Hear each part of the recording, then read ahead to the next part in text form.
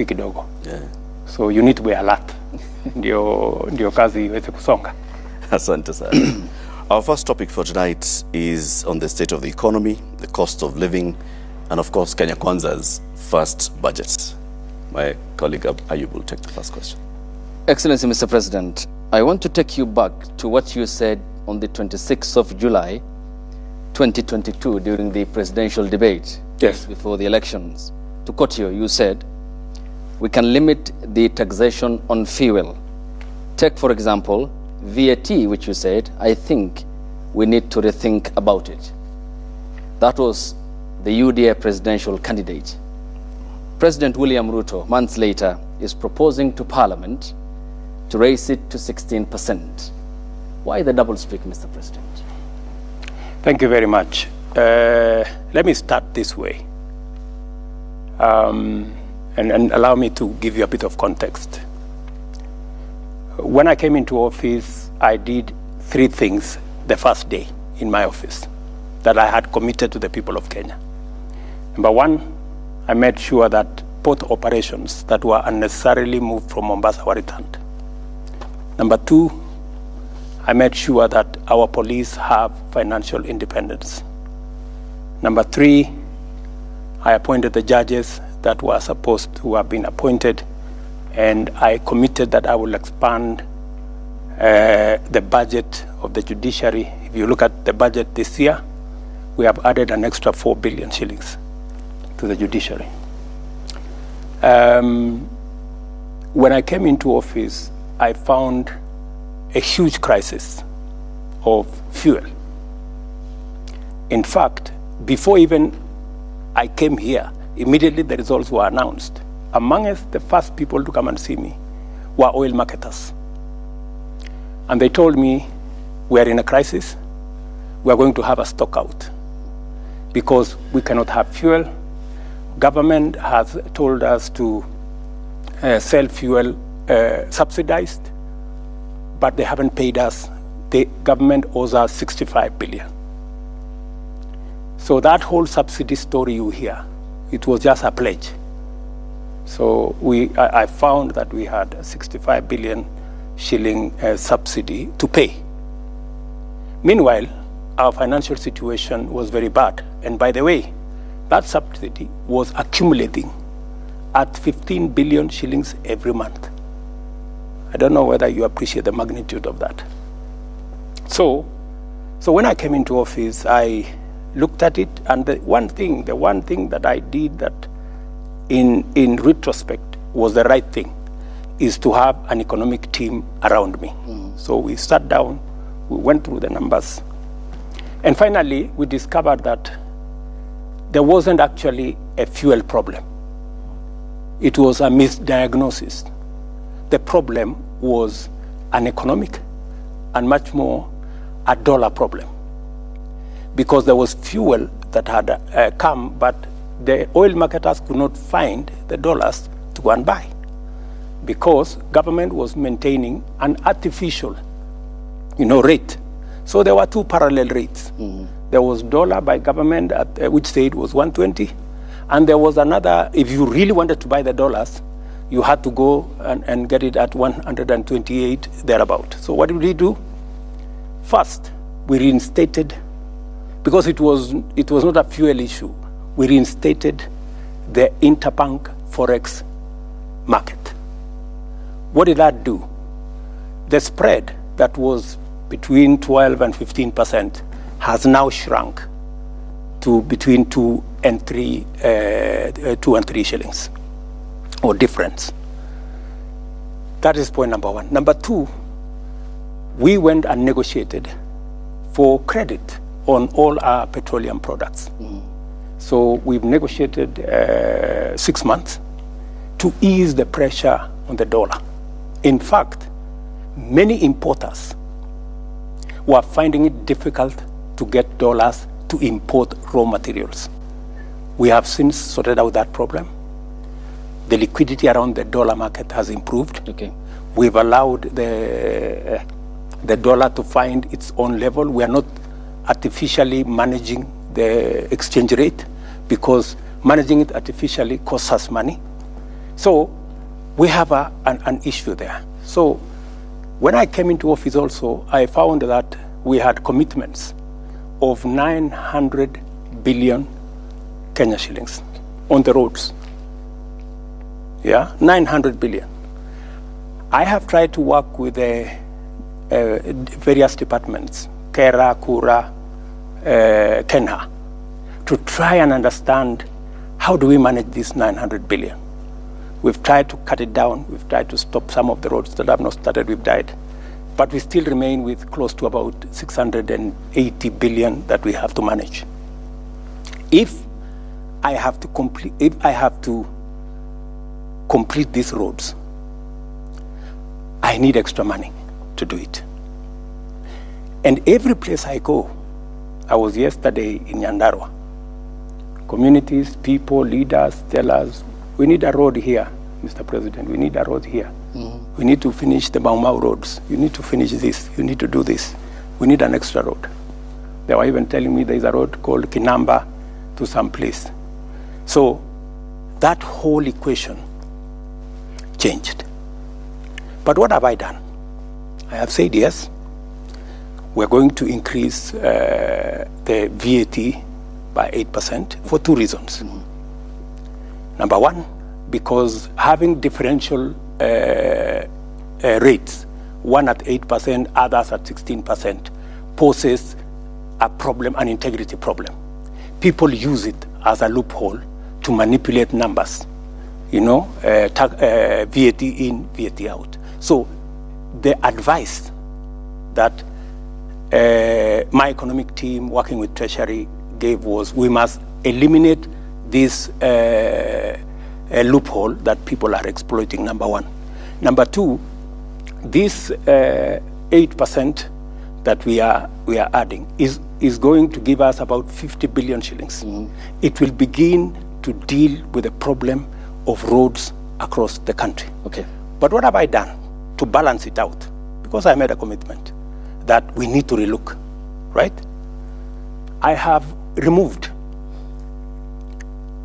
on the same fuel, as we add 8%, I have removed road 3.5% road development levy from fuel.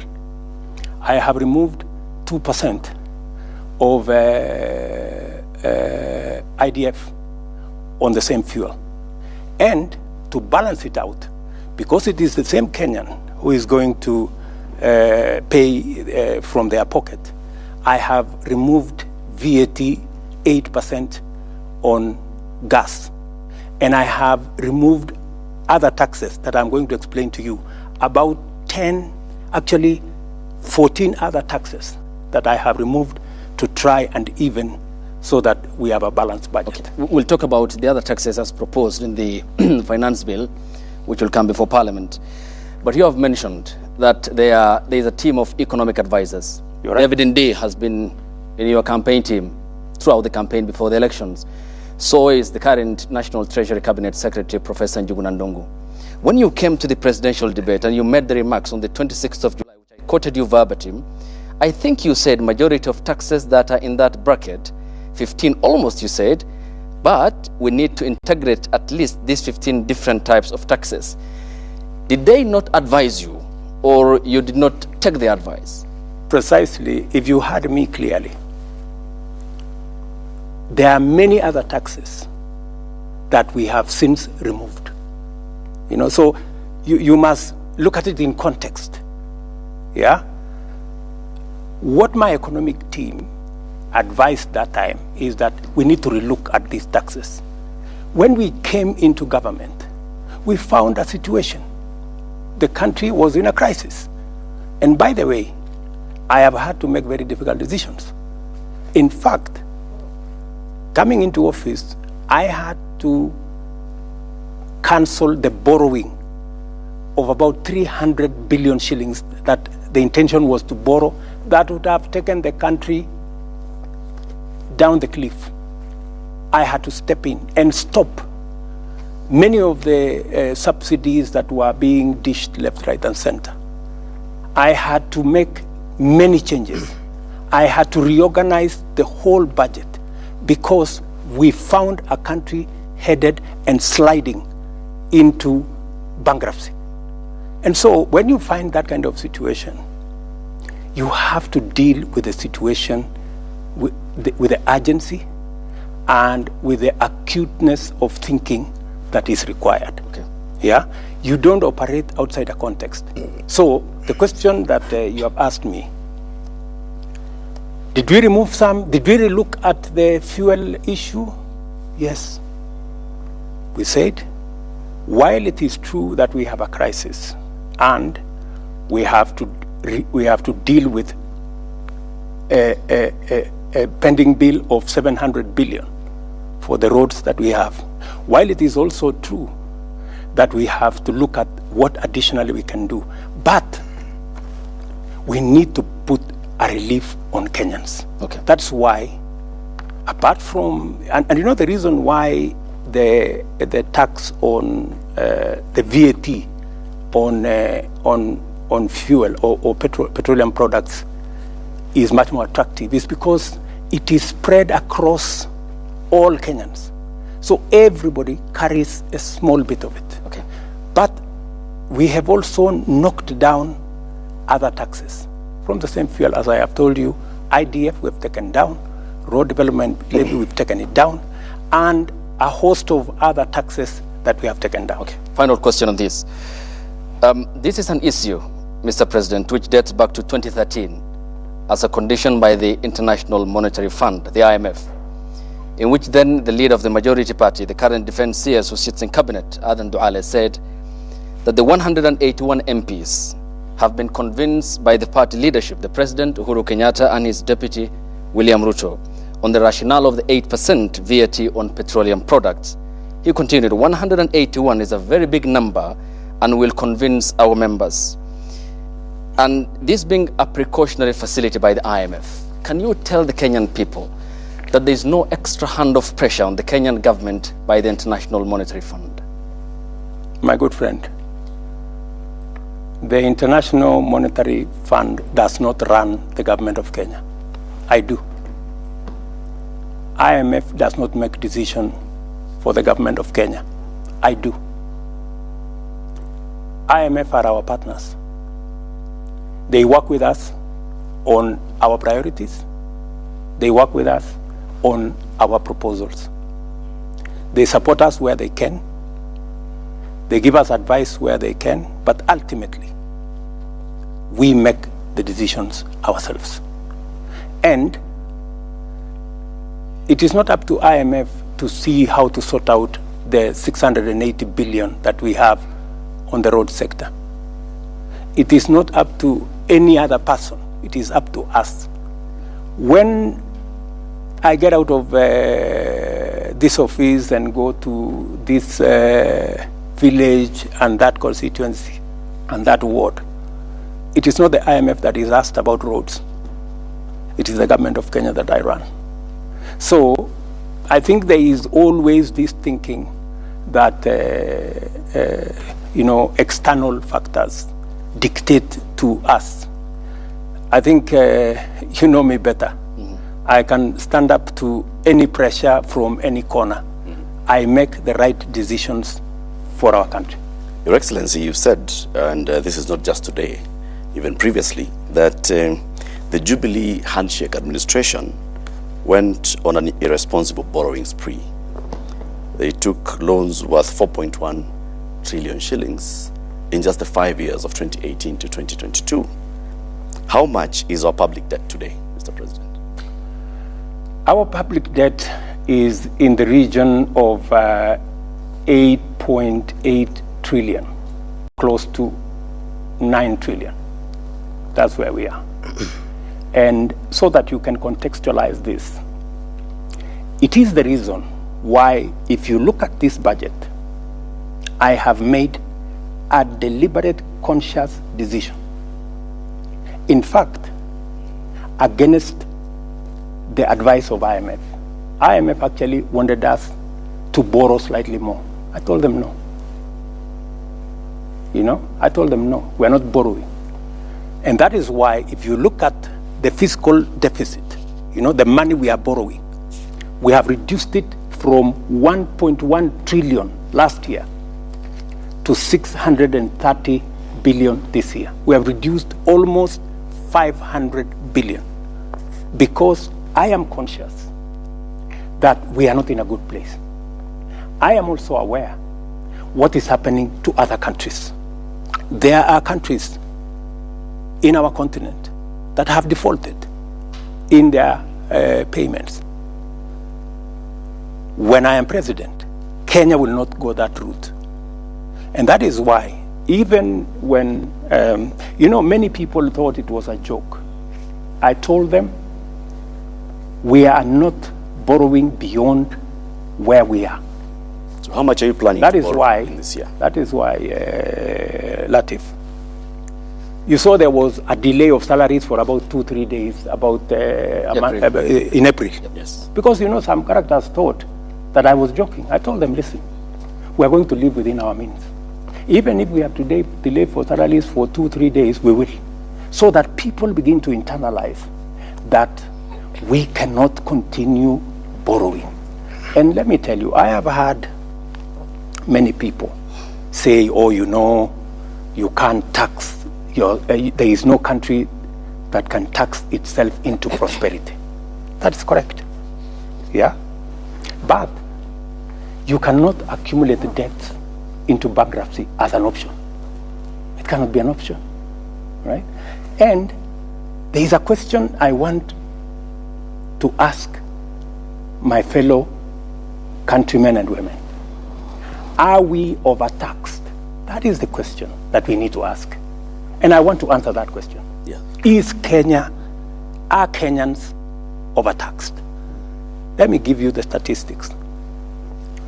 OECD countries, OECD countries, the tax as a percentage of GDP, the average is 34% of GDP. 34%. You have from Turkey, which is 22% of GDP, to France, which is 45% of GDP. Okay? Let's leave the OECD. Let us come to our continent. Our peers, South Africa, Tunisia, Morocco. They are between 23 and 28% of GDP. Tax as a percentage of GDP. Where is Kenya? Kenya is at 14%. Kenya is at 14%, meaning we are paying half in terms of tax what our peers in our continent are paying. And you see, society is reflected by the quality of public goods, roads, hospitals, schools, water. That is what a society is measured. If you will find that if you don't have working schools, if you don't have no running water, if you don't have good roads, you cannot, what kind of society are you? So the big question, and I want to tell my countrymen and women, please, we are not overtaxing ourselves. In fact, if we were to match our peers, my intention is to take this slowly, the way Mwai Kibaki did. When Mwai Kibaki came into office, we were collecting about 220 billion. By the time he was leaving in 10 years, we were collecting almost 1 trillion. He had moved it 4 times, right? Yeah. Now we are at 14. If you look at the budget this year, I want to move it from 14 to 16% of GDP. By God's grace, maybe next year, 18, maybe like that. Yeah. Because we have to be realistic, If we do not pay taxes, we cannot be like the countries we want to be. We want to be in their shoes. We will be going backwards. So the real cardinal, and I want to tell my good friends, it's good to have information, because I hear many people are saying, we are being overtaxed. The real issue is that our tax as a percentage of GDP, if we manage to get this finance bill through, we will move from 14 to 16. Before we will still be way below what our peers are.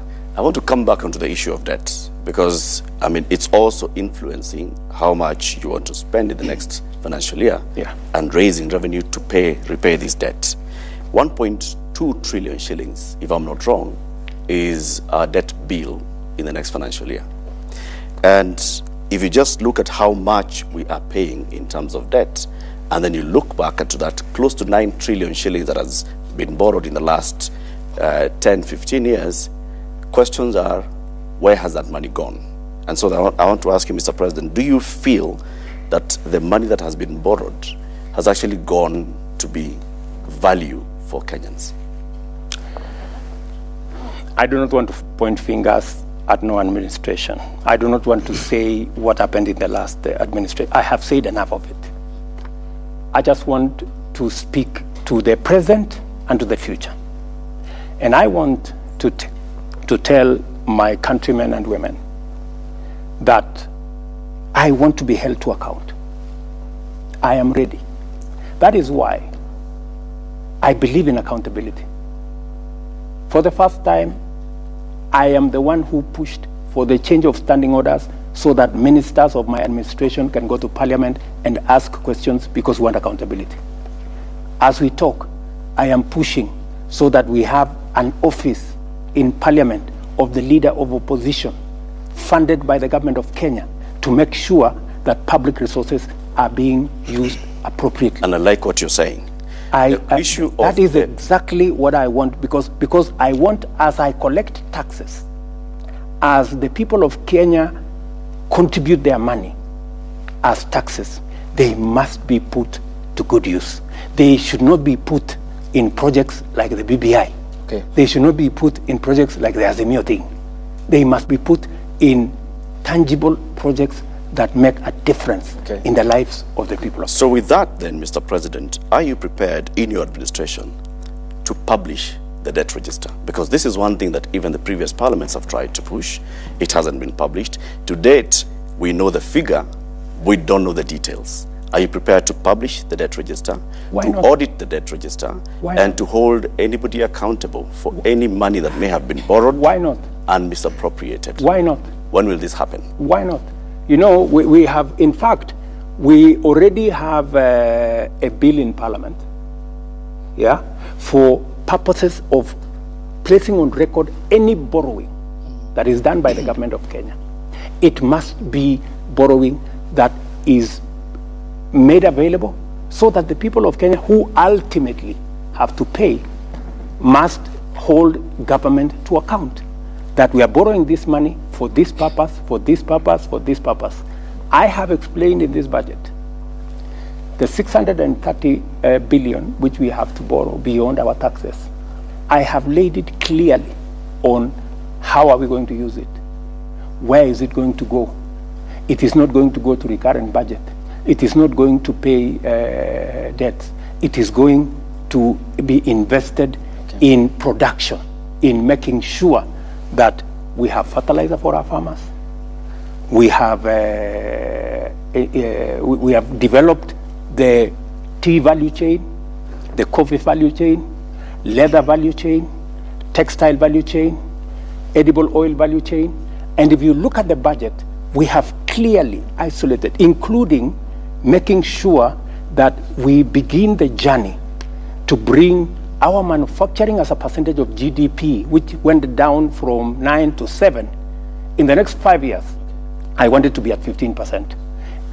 By 2030, I want manufacturing as a percentage of our GDP to be at 20%. That's why we are calling it 20 by 30. That is the trajectory I want us to go. I also want to move our exports. That's why, if you see in this budget, we have many areas where we have imposed taxes. We have imposed taxes on imported fish. We have imposed taxes on imported furniture. We've imposed taxes on imported steel. We have imposed taxes on imported cement, because we want to grow our own manufacturing capacity. because by growing our own manufacturing capacity, we create jobs, we create opportunities for work, and we build our own manufacturing capacity using our own products. So I have, with clarity, I can explain where we are going to put every cent. Okay. How we are going to invest in the leather value chain. Mr. President, how we are going to invest in the textile value chain. Nafikiri kwa kufungamana na swali lake nitakuuliza Kiswahili na nitafurahia hapo utalijibu hili Kiswahili. Wakenya wengi wanahisi kwamba Mheshimiwa Rais unazungumza lugha ya mahasla, lakini vitendo vyako na vya serikali yako ni vya mabwenyenye. Hasa ukiangalia katika matumizi. Kwa mfano, ni wiki kadhaa tu, miezi kadhaa iliyopita ilipitishwa kwamba kuna nyongeza ya pesa ambazo zitatumika katika Ikulu, shilingi milioni 93 nyongeza. Ulipokuwa unaingia katika madaraka ulisema kitu cha kwanza utakata bajeti kwa shilingi bilioni 300. Na hii ilikuwa ni kwamba ujaribu kupunguza matumizi ili Mkenya ambaye ni hasla uliyezungumza kwamba ukiweka Biblia chini tu hivi, ikiwa ni tarehe 11 Septemba mwaka jana kabla uapishwe, utaziba mashimo yote ya makateli na kila kitu kitakuwa shwari. Lakini swali ambalo leo Mkenya anajiuliza ni kwamba hakuna pesa ya kuweza kuajiri walimu zaidi, haswa wa shule sekondari junior ambao sasa hivi kuna upungufu wa karibia 1048. Hakuna pesa ya kulipa madaktari kwa wakati ufaao. Kaunti ya mwisho kutaka kugoma ni kaunti ya Kisumu. Hakuna pesa ya kuongeza fedha haswa katika kaunti. Kumbuka kwamba ni maseneta wako katika ambao wanaegemea upande wa Kenya Kwanza waliangusha ule mswada wa kuongeza fedha hadi kufikia shilingi bilioni 407, wakaishukisha hadi 385. Hakuna pesa za hivi, lakini kuna pesa shilingi milioni 459 za kulipa makatibu waandamizi CAS 50 kwa kila mwaka katika serikali yako. Je, unazungumza lugha ya mahasla ama unawapaka mafuta kwa mgongo wa chupa Rais? Sizungumzi lugha ya mahasla peke yake. Natekeleza hii budget. Hii budget unaona hapa ni budget ya mahasla. Uniulize kwa jinsi gani? Kwa nini? Yes. Na nilichokitaja ni tofauti na unachosema. Jambo la kwanza, haya mambo yote uliyoyasema, serikali hii wakati nimeingia nimefanya mambo manne ambayo yanahusikana na mahasla. Jambo la kwanza, nimeweka pesa karibu shilingi bilioni 3.5 kupunguza gharama ya mbolea ambayo inatumika na wakulima wale wa chini. Kufikia sasa serikali imesajili wakulima milioni 4.5, karibu milioni 5. For the first time, kila mkulima bila ya kubaguliwa alipata mbolea. Leo tumeongeza sehemu ya kuzalisha chakula kwa ekari 1200 kwa sababu ya incentive ambayo tumetoa kama serikali.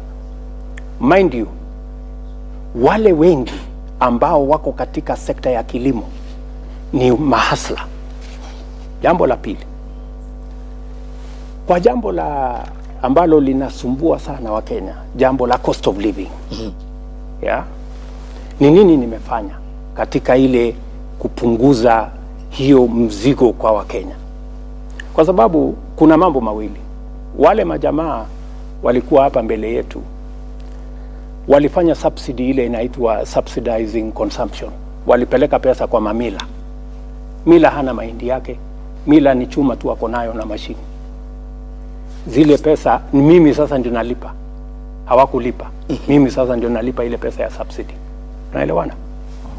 Mimi nilifanya nini? Kwa sababu naelewa kwamba shida ni supply and demand. So ile tulifanya ni kwamba tulienda kwa KNTC, tukawapatia treasury ikawapatia letter of support. KCB wakatupatia shilingi bilioni 25.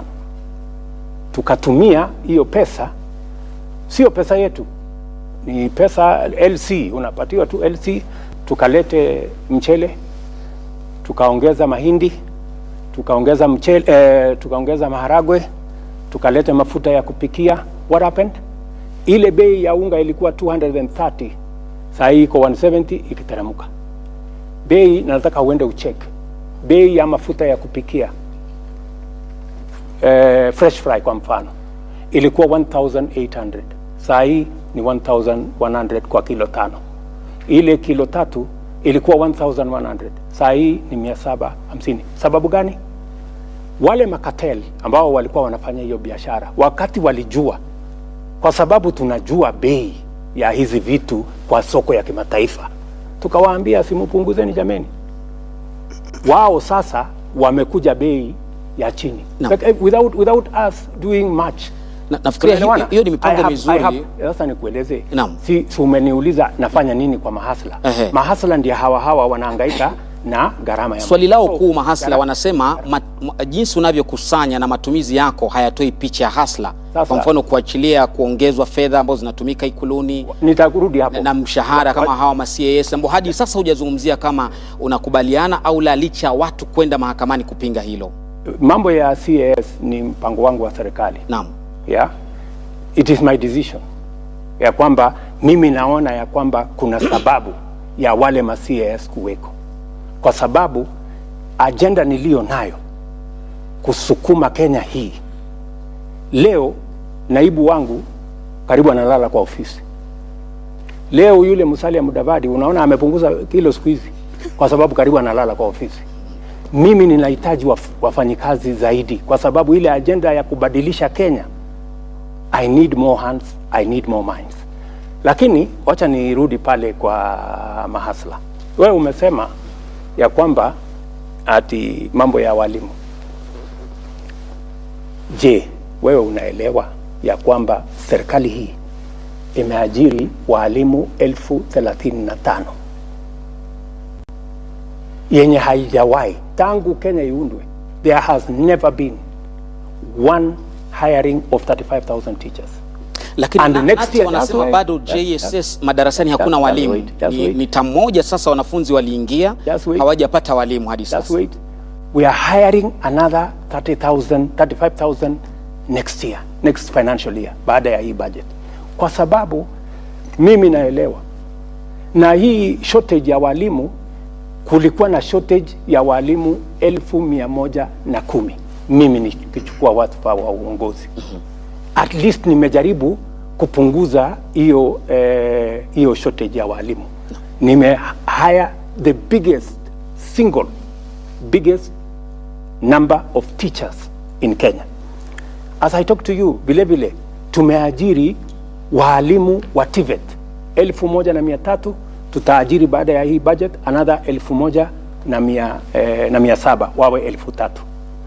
Serikali hii tumesort out mambo ya elimu vipi? Wakati tumechukua usukani, walimu watoto wetu walikuwa wanahangaika, hawajui watafanya mtihani ama watafanya mtihani. Hii junior secondary itakuwa katika secondary school ama itakuwa primary school. We have sorted out that problem. And on top of sorting out that problem, na tumeweka junior secondary school pale katika primary school, kwa sababu ingekuwa mzigo mkubwa sana kama pendekezo ya serikali iliyopita kwamba waende katika secondary school, ingekuwa gharama kubwa sana kwa wazazi. Naam. Vile tumeongeza walimu. Juzi, nafikiri wiki moja iliyopita, tumesort out the biggest problem ya mambo ya elimu ya vyuo zetu. The biggest vyuo zetu, nikiongea na wewe saa hizi, karibu zote zinafungwa. Wako na madeni ya bilioni 59, actually almost 60 billion. Wana strike. Wale wahadhiri ama lecturers wamegoma, hawajalipwa. Nani hajalipwa?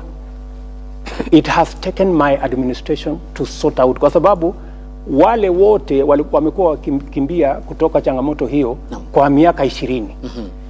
But I want to tell you, we have put our education system now on sound footing. Your Excellency, we have sorted out the JS, the junior secondary as a topic by itself. So please, if okay. you don't mind. All right. Na Okay, Mheshimiwa Rais, kidogo ni kurejeshe nyuma kuhusiana na hili swala la mapendekezo yaliomo kwenye ule mswada wa fedha wa mwaka 2023, na kuna hili swala ambalo Wakenya wamekuwa na maswali chungu nzima kuhusiana na mpango wa kutoa 3% kwa ule mpango wa kujenga nyumba za bei nafuu. Wakenya wanauliza ni kwa nini wanalazimishwa, manake wengine wanaona ni kana kwamba wanalazimishwa, pengine hawako tayari kuwa wamiliki wa nyumba. Wengine wanasema ya kwamba hawakuhusishwa kabla ya yale mapendekezo. Na tumeshuhudia miungano mbalimbali ya wafanyikazi ikisema ya kwamba ikiwa mapendekezo hayo yatapitishwa basi kutakuwa na migomo. Ni swali nzuri sana umeniuliza, kwa sababu ni swali ambalo nimekuwa nikingojea kujibu. Nataka Wakenya wanisikize kwa makini. Niko na maswali matatu ambayo sisi kama Wakenya lazima tujiulize. Jambo la kwanza, ni kwa sababu gani watoto wetu, vijana wa taifa letu la Kenya milioni 5 wanahangaika barabarani, wanazunguka madukani, hawana ajira? Swali la kwanza. Swali la pili, ni kwa sababu gani taifa letu la Kenya iko na vitongoji duni, slums, 1141, Wakenya milioni 6, ndugu yangu Abdi, milioni 6 wanaishi katika vitongoji duni, hakuna maji, hakuna choo, hakuna barabara. Kenya yetu hii milioni 6. Why? Jambo la tatu, ni kwa sababu gani katika taifa letu la Kenya hakuna nyumba mwananchi wa kawaida anaweza kununua? Nyumba yote ile iko bei chini sana, milioni 5. Mortgage 1060. Wakenya wangapi wanaweza kulipa mortgage ya 1060? Jambo la 4, wale watu ambao wanafanya kazi, sisi tunaolipwa na ushuru ya Wakenya ni watu 1700, kuanzia rais mpaka kupitia kwa mawaziri, kupitia kwa madaktari, kupitia kwa walimu, kupitia kwa wauguzi, mpaka wale wa chini messengers na wale wengine 700,000. Ya, tunalipwa na ushuru ya hao Wakenya wote. Imefika wakati, rafiki yangu, tufikirie ni vipi sisi tulio na bahati ya kufanya kazi, na sio kwamba ati mimi kwa sababu ni rais leo ati mimi ni bora kuliko wengine, ama wewe kwa sababu ni mwalimu ati wewe ni bora kuliko wale wengine. Ile kazi mimi nafanya kama rais, na ile kazi mwalimu anafanya, na ile kazi daktari anafanya, kuna Wakenya zaidi ya 5,000 6,000 wanaweza kufanya hiyo kazi. Wewe umebahatika, wewe ndio uko na hiyo kazi, na ndio kwa sababu wale wengine hawana hiyo kazi. So ile swali lazima tuulizane ni kwamba mpango ambao utatupatia sisi nafasi ya kuajiri watoto wetu, ya kutoa aibu ya hawa watoto wetu wanahangaika barabarani, wanahangaika madukani, ndio wale wameingia kwa ulevi, ndio wale wameingia kwa madawa, ni nini tutafanya? Na ndio niliwaeleza Wakenya wakati nilienda kwa campaign. Niliwaambia Wakenya, nchi zingine, China, Singapore, Korea, ile wamefanya, wameweka mipango katika labor intensive infrastructure programs.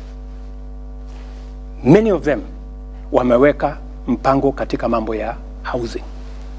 So hii housing sio nyumba. Naona watu wengi wanasumbuka, sisi hatutaki nyumba bana. Mbona nani alikuambia tunahitaji nyumba? You know? Sio nyumba peke yake ndio tunatafuta kwa hii mpango. Ni kweli nyumba itapatikana, tuondoe wale Wakenya milioni 6.5 wanaishi katika slums. Ni kweli. Lakini wacha tafadhali. Lakini ya muhimu zaidi ni kwamba kila nyumba tunayojenga tunapata ajira ya vijana wetu 5. Kila nyumba. Zile nyumba ambazo tumeweka katika mpango yetu 1 million in the next 5 years. 200,000 every year. Hizo nyumba 200,000 every year itatupatia nafasi ya ajira kati ya vijana 1,000,000 na 2,000,000. Ndio tumesema vile wengine wamefanya, tunasema kila mfanyikazi atoe 3%, na sio 3% ya mshahara yako yote. Ile inaitwa basic pay. Mwalimu kwa mfano, basic pay pengine ni 30,000. Sawa? Shilingi 3% ni shilingi 900. Right? Na hatusemi hiyo 900 ati ni ushuru. Si ushuru, ni pesa yako. Lakini unatupatia kwa muda tufanyie mpango ya wale watoto wetu wanaorandaranda barabarani, wengine wao ni watoto wetu wa kuwazaa, our own children, kuwapangia ajira. Sawa? Na hiyo that's why ni watu waelewe, it is a win-win project. Wewe ukitoa 3%, Abdi, mwenye amekuajiri anatoa 3%, kumaanisha na hiyo 6% yote ni pesa yako, sio pesa ya mwajiri tena, ni pesa yako, na sio ushuru, ni pesa yako. Tunaelewana? Na hiyo pesa ndio tunataka kutumia kujenga hazina ambayo itatusaidia kufanya mambo matatu ya muhimu. Jambo la kwanza, leo tunajenga nyumba 1% ya nyumba zote zinajengwa Kenya inaweza kununuliwa na mwananchi wa kawaida. Tunataka kuongeza nyumba ambazo zinajengwa ambazo zinaweza kununuliwa na Mkenya wa kawaida kutoka 1% mpaka 50%. Wacha niwaeleze wa Kenya vile hiyo kazi itafanyika. Tuko na mipango miwili. Tuko na yenye tunaita social housing. Tuko na ingine tunaita affordable housing. Social housing ni kwa wale watu wa mapato yao ya chini. Tunasema yule mtu ambaye anaishi Kibera, yule mtu ambaye anaishi Mathare, yule mtu ambaye anaishi Kisumu Kondele, yule mtu ambaye anaishi hapo Kakamega ama anaishi Murang'a ama anaishi Kiambu, ambaye analipa rent kwa ile nyumba ambayo haina choo, haina taa, haina maji, shilingi 2,500. Huyo mtu na 2,500 yake tunataka kumjengea nyumba, atalipa shilingi 2,500 kwa nyumba ambayo iko na maji, nyumba ambayo iko na facilities, iko na kitchen, iko na choo, na analipa shilingi 2,500. Wakenya watataka kuniuliza, Bwana Hasla, hiyo nyumba iko wapi? Nataka ni munipatie nafasi ni wapeleke hapa Soweto. Okay. Kibera. Soweto A. Pale kuna kiongozi ya wamama, kuna kiongozi ya hiyo Soweto A anaitwa Mama Shiro. Alikuwa anaishi kwa nyumba haina choo, haina maji. Leo anaishi kwa nyumba ambayo analipa 2,500 na ni nyumba ya ghorofa. Hako kwa flat yake. So what am I saying, my friend? I am saying kwa wale ndugu zetu, we have a duty, kwa sababu wengi wao wanauliza kusema, how is it my business? Inanihusu nini? Kama yule hana kazi, inanihusu nini? Kama anaishi kwa slum, inanihusu nini? My friends, mimi nataka niwaambie, inakuhusu, kwa sababu yule unamdharau ndio analipa ushuru, wewe ukapata mshahara. Number 1. Number 2, yule ambaye unamdharau, huyo pengine ni ndugu yako, pengine ni dada yako, ama ni Mkenya mwenzako. Jambo la 3, hasara yako ni nini? Kwa sababu ukitoa 900 kama ni mwalimu, tunakuongezea 900 kama serikali, kama mwajiri wako. Ya? Usipotoa 900 hatukupi 900. Lakini ukitoa 900 tunakupatia 900. Alafu kama huhitaji nyumba, baada ya muda miaka 7 ama ukitaka kwenda retire, tunakurudishia pesa yako kama hujatumia kununua nyumba, na tunaongeza interest. Kama unataka kutumia kwa njia nyingine, unaweza kumpatia mtoto wako akatumia kununua ile nyumba. Okay. Well understood. So, affordable, acha niende hapo kwa affordable housing kidogo tu tafadhali. Okay, briefly, we need to proceed. Tafadhali. Okay, thank you. Kwa sababu unajua hii maswali ni mingi. Yeah. Watu wengi wanasema lakini bwana, hii sasa hata kama ni 900, si nitachukua miaka 60 ndio niweze kununua nyumba. That is not the case. Hii pesa ambayo unatoa sio ya wewe kununua nyumba. Pale tukishajenga manyumba ya kutosha ambaye wewe unaweza kugharimu kwa ile mshahara yako, uko na tunajenga nyumba ya 2500, 4600, 8000. Ile the most expensive house tunajenga ni karibu 12,000, 3 bedroom house. So tunasema hivi, ile pesa ambayo tunaweka pamoja ni kutupatia uwezo ya kuleverage kwa hiyo pesa. Kama ni bilioni 5, tunaweza kuitengeneza kiuchumi iwe mara 5 mara 7, tuweze kuitumia kujenga manyumba. Hii manyumba itatusaidia kwa wale wanaishi katika vitongoji na hata wale wengine wote ambao wanalipa rent. Badala ya kulipa rent, wewe utaingia kwa nyumba ambayo badala ya kulipa rent utalipa mortgage. Okay, Mr. President. Unaelewana? Yep. Wacha nimalizie tu kidogo. Huyu jamaa anasema sasa mimi nalipa rent saa hii ya 1500 na nakatwa 900. Itakuwa nakatwa 900. Itakuwaje? Kama unaweza kulipa rent 1500, mbona usilipe mortgage 500 ndio nyumba iko yako? Iko dhambi gani? Na katika hiyo harakati, number 1, umesaidia nchi yako, umesaidia wale jamaa hawana kazi lakini wanatusaidia kulipa ushuru, ndio mshahara yetu. Mimi kama rais, na wewe kama daktari, na wewe kama mwalimu, na wewe kama mjumbe, na wewe kama MCA ilipwe. Pia tuwasaidie wapate ajira, tuwasaidie wapate mahali pa kuishi. Na jambo la 3, tuhakikisha kwamba mashamba yetu ambayo kwa sasa yanakatwa ili wananchi waishi, we start to consolidate our position kama townships. In any case, statistics show, my brothers and sisters, that the future is urban. By 2050, 68% of people will be living in towns. So we have a choice. Are they coming to live in slums when they come to, because they will come? Okay. Or are they going to live in decent houses? Thank you, Mr. President. And if they are going to live in decent houses, we have to engage in this win-win program. Okay, in Mr. this program, let me just allow me 1 minute. In this program, because it is very important to me, okay, and it is very important to every Kenyan, and I want every Kenyan to understand why they have to contribute 3% of their salary. It is not that it is a tax. It is your money, my good people. Okay. And we are going to double that money using your employer.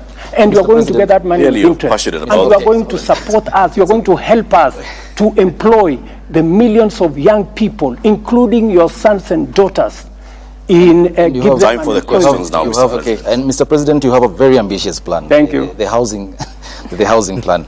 My question is, you're saying that those lucky enough to secure jobs will be contributing to this fund, so that you cushion, the most vulnerable in the society. We have millions of jobless Kenyans out there. Don't you think theirs could be an earning problem and not a saving problem? Because now, if you say theirs is an earning problem, yes, not a saving problem. So even if you make these houses very, very affordable, some of them cannot even afford that 2,500. And then my question too on that: if I'm already paying for mortgage, why should I be forced to contribute to the fund? Very good question. If you are paying a mortgage, nothing stops you as somebody who is employed. Yeah? Number 1, contributing to this fund, because it is not a tax. It is your money. What you are doing, you are playing your patriotic duty. Because out there, we have millions of young people who get out of school every year. It is our responsibility, me and you. Why is it our responsibility? Because they are the taxpayers that end up paying our salaries, right? And it is our duty also to see how we can help them in a small way. And you have said correctly that their problem is employment. Precisely. That's why I'm saying these 5 million characters, our children, getting out of school. Don't you think it is a decent thing? Don't you think it is the right thing to participate in an exercise that helps our country, our young people, instead of engaging in crime, in abuse of drugs, to be part, to get a job? By the way, in the last 8 months, 8 months, I have launched the construction of 36,000 housing units in Kenya. Yeah? I went to Homa Bay. Last Friday, I was in South B here at the Bellevue, where they are building, I think, 2,000 something houses. I will be going to Makongeni, hopefully in the next maybe 3-4 weeks or 1 month, to launch another 30,000 houses. The 36,000 units, there are close to 100,000 young people today working in those sites. Engineers, quantity surveyors, plumbers, electricians, carpenters, masons, all manner of people, including the women who sell food. Okay. It is a whole ecosystem. I was very amazed in South B. A group of women were saying, sisi tunaitwa protein. Sisi ndio tutakuwa tunauza chakula hapa. Bwana President, tunataka uhakikisha kwamba hii watu wasilete watu wengine. Because you see, it is a whole ecosystem. And I want to ask my countrymen and women, those of us who are employed, please, let us not hold in contempt those who don't have jobs or those who are not. You say it's not a tax. It is not a tax. What is it? It is a contribution you are making, because if it was a tax, tax, it goes one way. You never get it. This is not a tax. Okay. Why it is your money. Okay, why then, Mr. President, if it's not a tax, if that bill hypothetically say is passed by the National Assembly, it's legally binding? Yeah, of course. It's not a tax, you said. It is not a tax. Why would I contribute? And if I don't want? That's what the law says. But why are you passing it? Yeah, the question I am asking you is, are you saying, Abdi, that you don't think it is your business to contribute to the employment of the unemployed Kenyans? Okay, it's the responsibility. It is not your Kenyan business. Okay, hang on, Mr. President. Who is Kenyan government? Kenyan government is me and you. Hang on, Mr. President. You saw the mandate of the Kenyan people. Exactly. There is a represent. We can't represent all of us. Yes. I worked hard for my money. Yes. You said it's not tax. But there is a bill in Parliament. If it's passed, it's legally binding. Why would I make a contribution for others to succeed? It's your business as the government. You are the head of state. You have the responsibility. You have the mandate. That's why the Constitution gives me the power to tax. But it's you who is leading. And that's why the Constitution gives me the power to sign things into law. Okay. So I am simply doing my job. Mr. President, let's get the specifics very clear. Yeah. It's a very simple issue. Yes. You are saying it's not a tax. It is not a tax. That's the Commander-in-Chief saying. Yes, it is not a tax. Hang on, let's go step by step. Yes. There is a bill that will come before Parliament. Absolutely. Hypothetically, let's say it's passed. If it's not a tax, why would I contribute? Because it is the law. The law, Mr. President. Once it is passed, it is the law. Okay, meaning then it's a tax, and you understand it's a tax. Yeah, once it is passed, it is the law, and you have to contribute. Let me ask you. One rider, Mr. President. Let me ask you. Just allow me. Let me ask you, Abdi.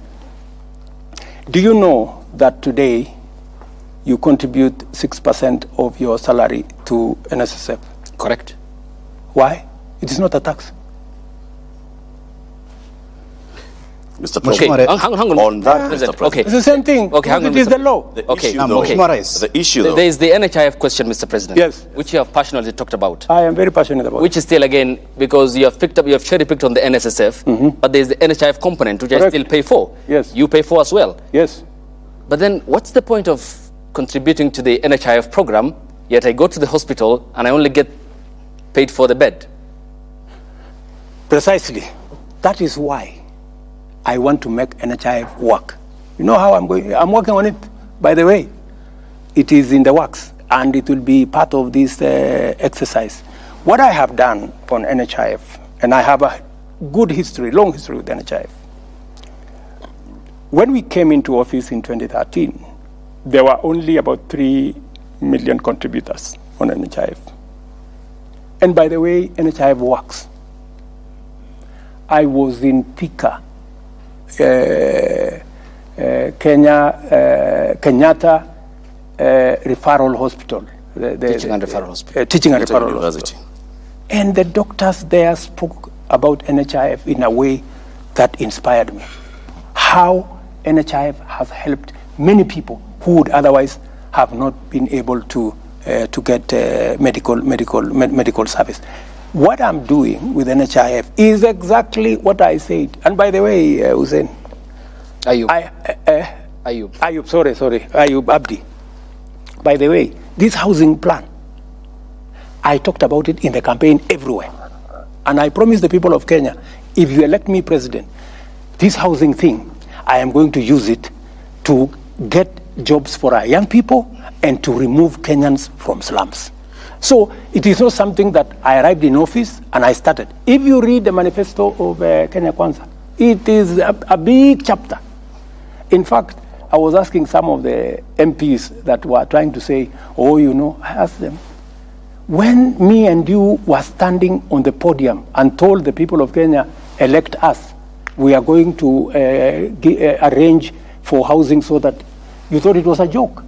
It was not a joke. Na Mheshimiwa Rais, tukisalia katika that's where we are, Abdi. Hapo ndio tuko. Okay. Na Mheshimiwa Rais, tukisalia katika swala hili la gharama ya maisha, lakini katika mada tofauti. Ndio. Umezungumza kuhusu kuondoa ushuru kwa gesi. Na mwezi Februari uliwaambia Wakenya kwamba itakapofika tarehe mosi mwezi Juni, bei ya gesi ya mtungi wa kilo 6 itapungua kati ya shilingi 300 na 500. Hivi sasa Wakenya wanasubiri siku 15 kutoka sasa. Wanataka kufahamu iwapo mipango yote iko line, ikifika tarehe 1 mwezi Juni watakapoenda katika maduka haya ya kununua gesi, wataipata gesi hii kwa kati ya shilingi 300 na 500. Lazima kwanza tupitishe hii kwa budget. You know, sio lazima tutoe gharama ya tuondoe. Kwa sasa hakuna njia ya kuondoa ushuru mpaka budget ipite. Kwa hivyo huwezi kuhakikisha kwamba ikifika tarehe 1 Juni. Tarehe 1 Juni haiwezekani. Mpaka pengine kama ulivyosema awali. Mpaka tutapitisha hii mswada pale bunge ndio tuweze kuhakikisha kwamba tunateremsha hiyo bei. Kwa hivyo ni muhimu kwamba Wakenya na mabadiliko. Kuongeza kwa, kama tungepitisha hii jambo kwa supplementary budget. June ingewezekana. Lakini tulijaribu kuisukuma kwa supplementary budget, ikawa haiwezekani kwa sababu ilikuwa inatubidi tubadilishe sheria fulani. Ndio tuhakikisha kwamba hilo tendo inafanyika. Sasa tumeipanga vizuri. Tumehakikisha kwamba hiyo iko katika budget yetu, umeona waziwazi. Na vile vile tumesema tutachukua ile pesa ambayo tunatumia tunaokota ushuru kutoka mambo ya kerosene. Tutaitumia kusecuritize. Ndio tupunguze gharama ya mtungi ya gesi. In fact, tunaongea na market. Saa hizi nikiongea na nyinyi, tunakimbizana na wale watu wakora ambao wanauza gas kinyume ya sheria. Tunakimbizana na hawa vibaya sana. Kwa sababu we have to remove all the illegal fillers because they are destroying this market and they are undermining our efforts. Na unaweza kuhakikishia Wakenya kwamba budget tukipitisha, tutapunguza gharama ya gesi kati ya shilingi 300 na 500 kwa mtungi. Kwanza mtungi, wacha gas. Ile tunapunguza kati ya shilingi 300 na 500 ni mtungi yenyewe. Ndio sasa uongeze gesi ndani yake. Lakini mheshimiwa, ukiwa Samburu, nakumbuka vizuri sana ulipotoa tangazo la kwanza, tena baadaye katika ukumbi wa mikutano ya kimataifa na akina mama hapa KICC, hukutaja masuala ya kwamba lazima mswada wa fedha wa mwaka 2023 upite kwanza. Ulitangaza tu waziwazi kwamba utapunguza na itakuwa ni hewala kwa kila Mkenya. Sasa mimi nataka nikuulize wewe, hii ni nchi ambayo inafuata sheria. Yeah? Si umesikia huyu bwana akiniuliza utafanya ni kwa sababu gani? We are a country governed by the rule of law. Nimekueleza kama tungepitisha hiyo mswada kutumia supplementary budget mwezi wa 6 ingewezekana. Lakini kwa sababu hatukupitisha, tutapitisha sasa katika budget yenyewe. Baada ya hapo hiyo gesi itapatikana. Kutokana na mabadiliko haya utaomba Wakenya radhi? Kwa nini? Ambao walikuwa wanategemea kwamba ikifika kwa nini? Wewe ndio uko na shida na mimi. Wakenya hawana shida. Okay, Mr. President, let's finish up on this. I'd like us to move to the next issue, Mr. President. Thank you very much. We've spent quite a bit of time on the first topic. Yes. Because of course it's the hot topic in the country. Let's go to another hot topic, Mr. President. And this is on the matter of security and religious matters. Lofty. Shukran sana. Mheshimiwa Rais, swali la kwanza kuhusiana na masuala ya usalama wa taifa ni kiazi moto na donda ndugu ambalo limechipuka katika eneo la Malindi kule Shakahola katika msitu ule wa Chakama.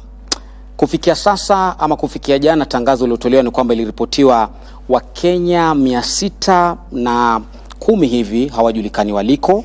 Wakenya 201 na zaidi wamefariki, wengi wao wakiwa ni watoto.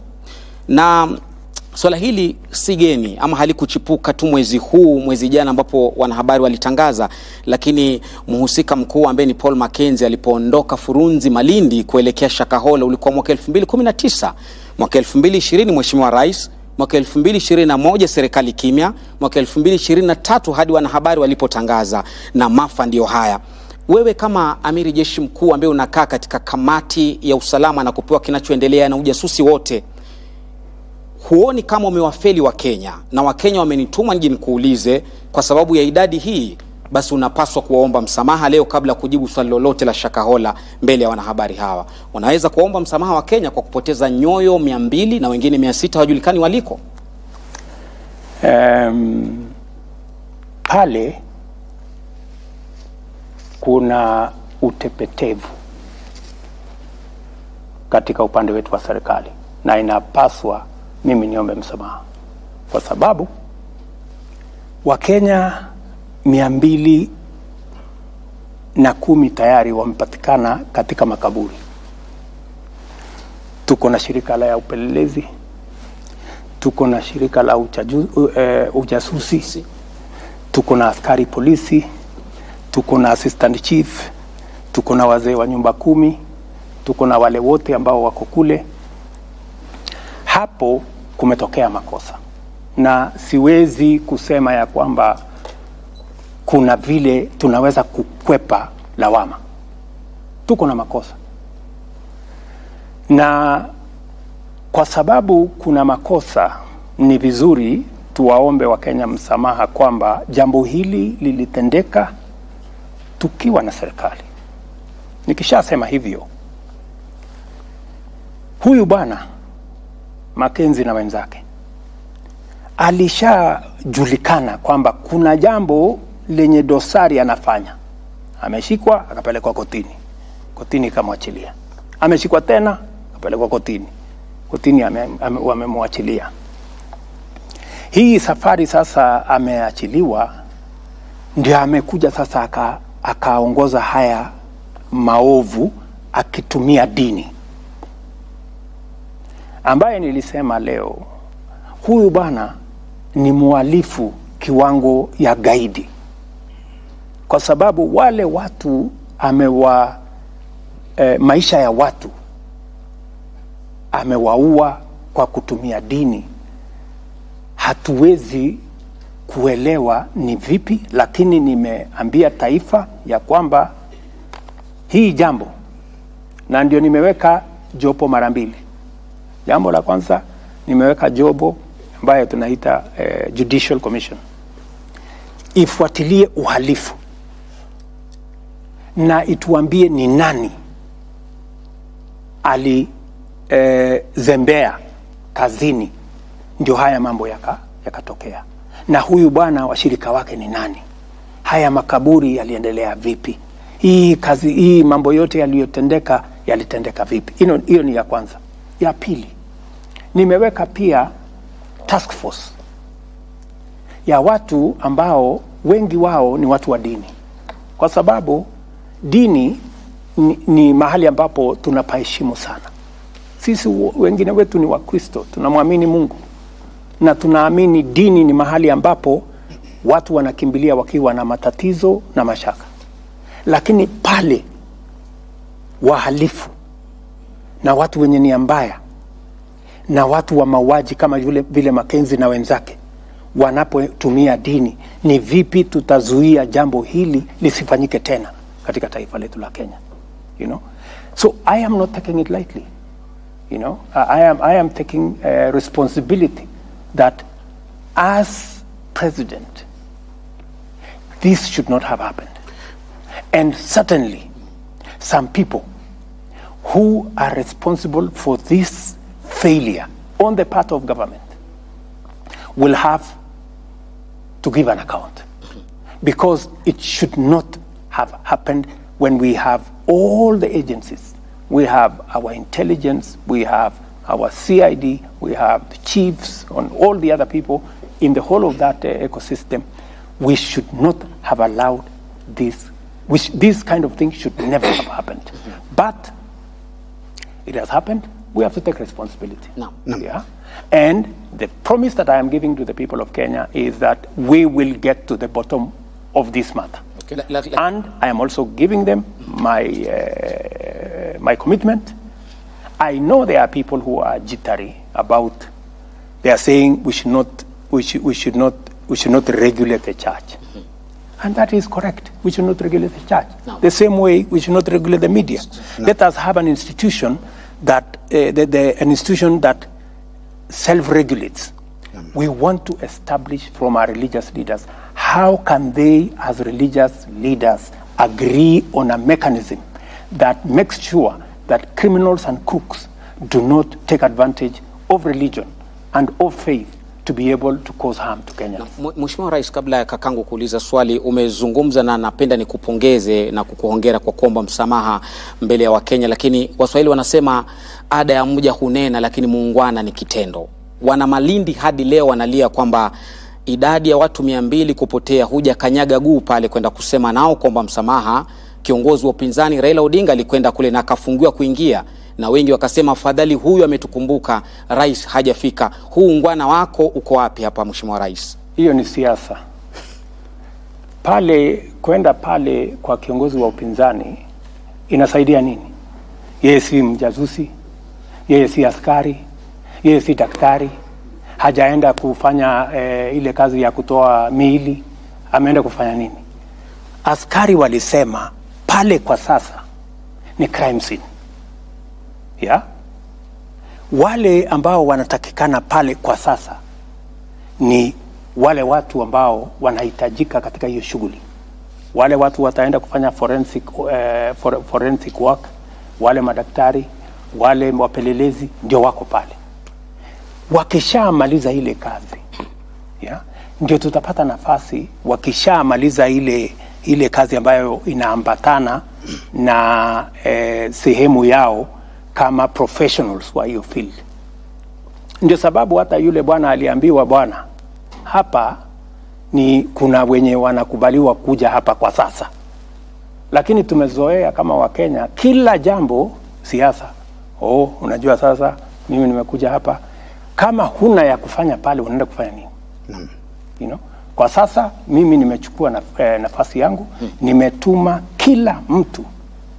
Waziri wangu ambaye ni wa usalama ako pale every 2-3 days he's there. Lakini pia wote kwenda make sure pale mambo ya hayo yote yatakuwa yamemalizika, the place has been declared it's no longer a crime scene. I will go to Malindi. Okay. Na Mheshimiwa Rais, kutokana na uzito wa swala hili la maafa ya Shakahola ambayo kwa kiasi kikubwa sasa yamekuwa gumzo, uliyataja maafa haya sawa na ugaidi. ama sawa na tukio la ugaidi. Hata kusema kwamba ni sawa na tukio la ugaidi, ulisema kwamba huu ni ugaidi. Lakini kulingana na jinsi mnavyoendesha taratibu hizi za kuchunguza na mashtaka, hamuonekani kuyapatia uzito ambao unaendana na swala la ugaidi. Kwa nini? DPP amekuwa pale, DCI amekuwa pale, mkubwa wa, waziri mwenyewe amekuwa pale. We have close to, I think, 150 different officers in Malindi.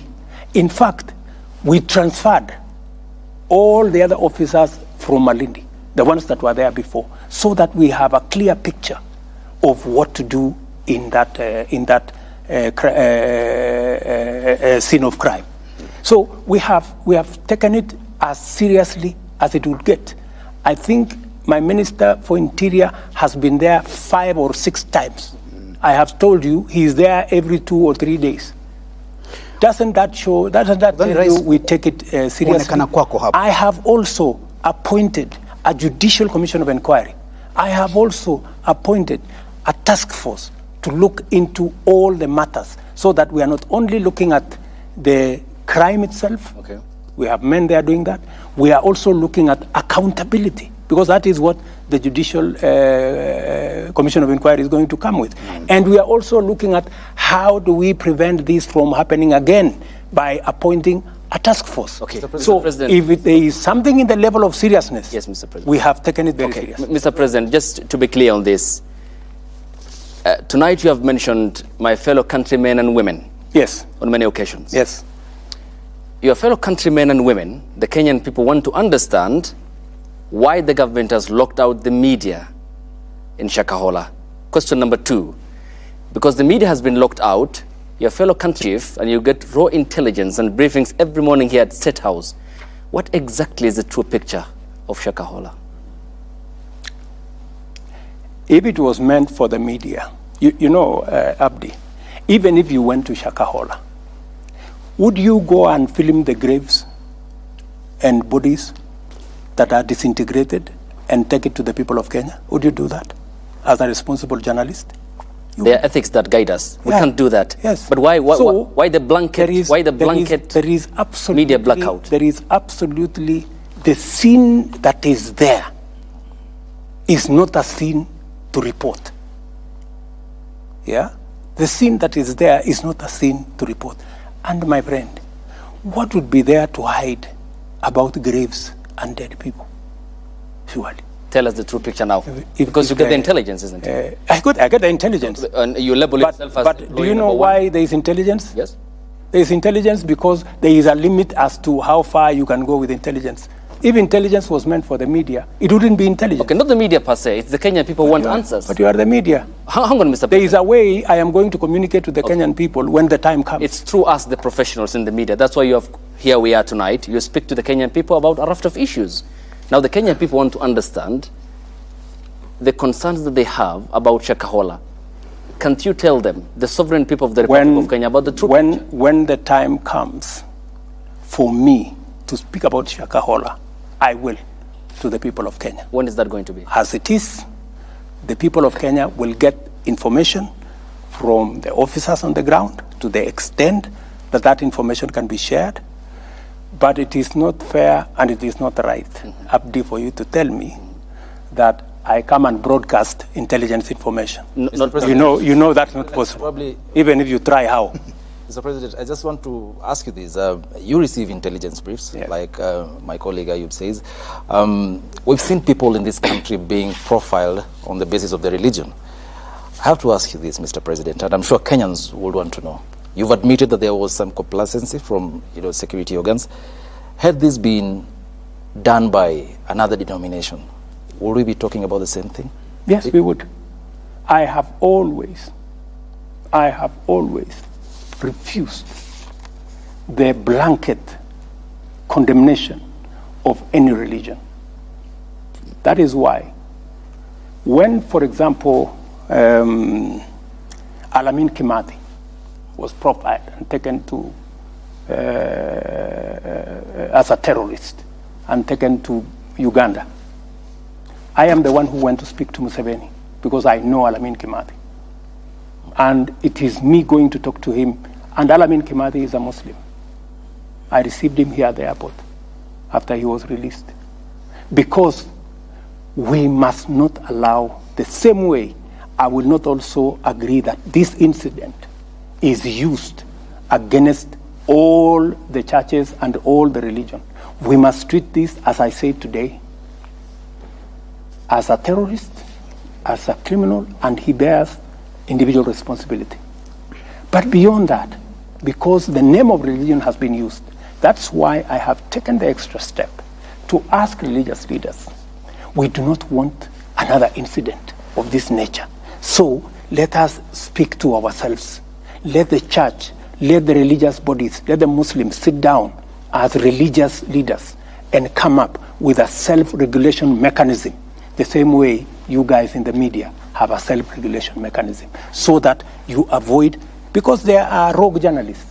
True or not true? Yes, they are. They extort money, they do what, and they are reported to the Media Council, your organization, and their steps are taken, right? So we're asking that should be from where I sit, but I am waiting for their recommendation.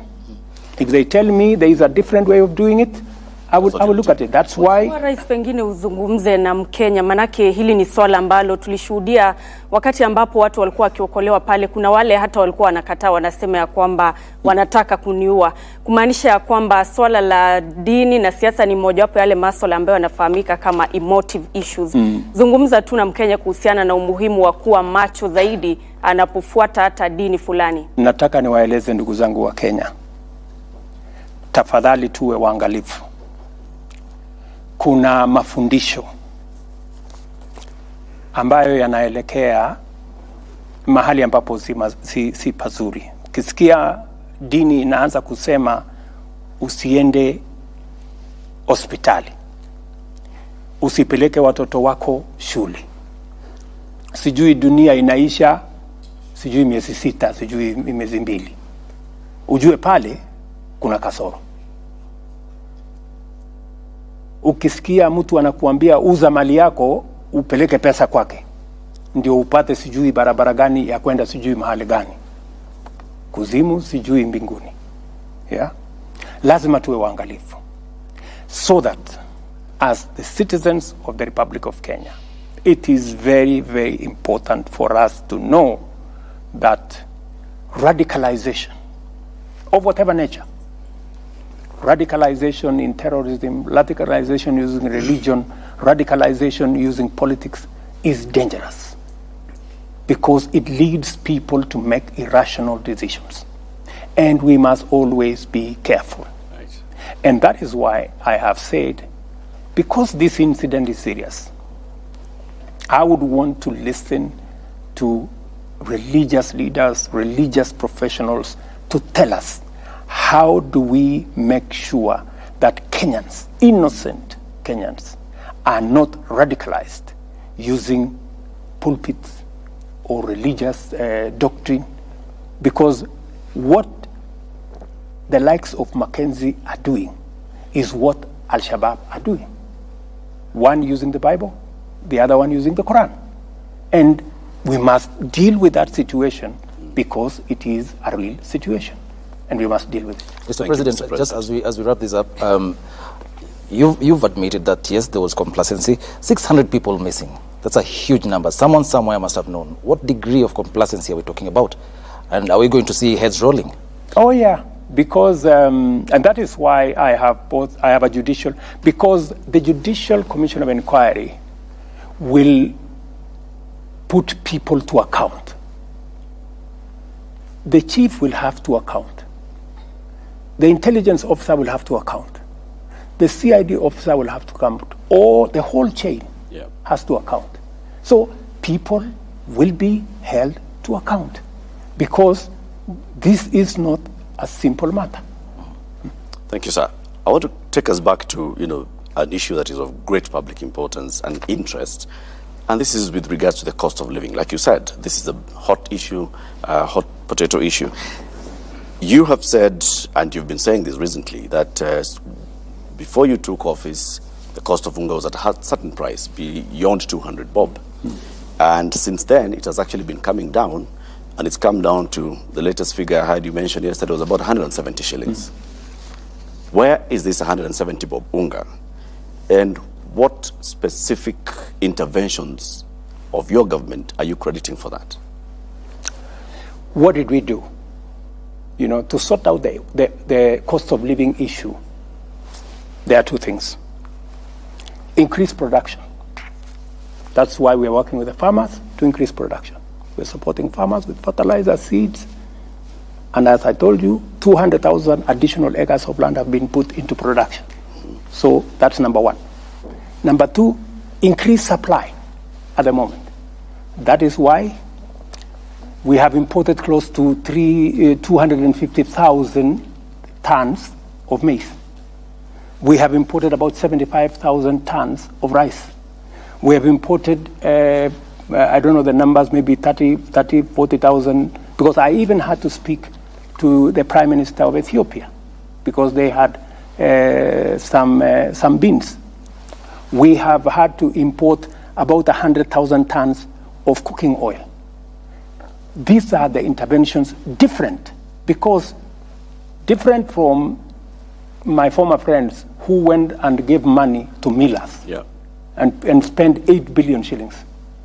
To import all this maize, it is not going to cost us anything because we are just increasing the supply, cost for cost, right? As at the end of April, we on the short term, we will have to increase supply through importation.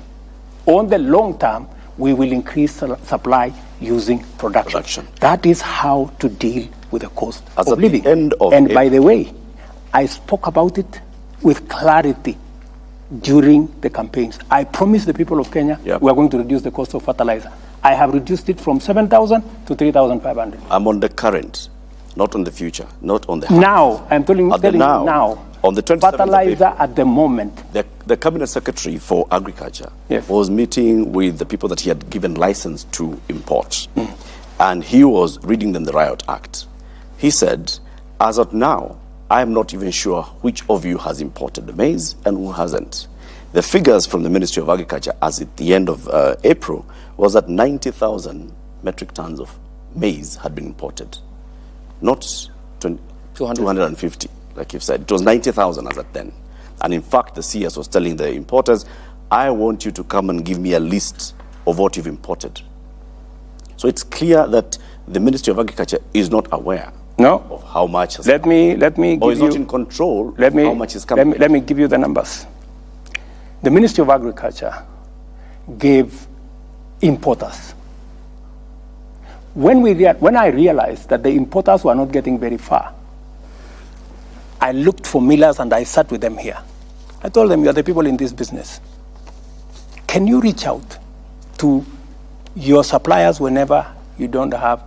That's how the Ministry of Agriculture brought in the millers. It was because of that frustration, because the people that had been given the license to import failed to import. So we had to take the second queue. And I want to tell you, we have very patriotic millers, who have worked with us now.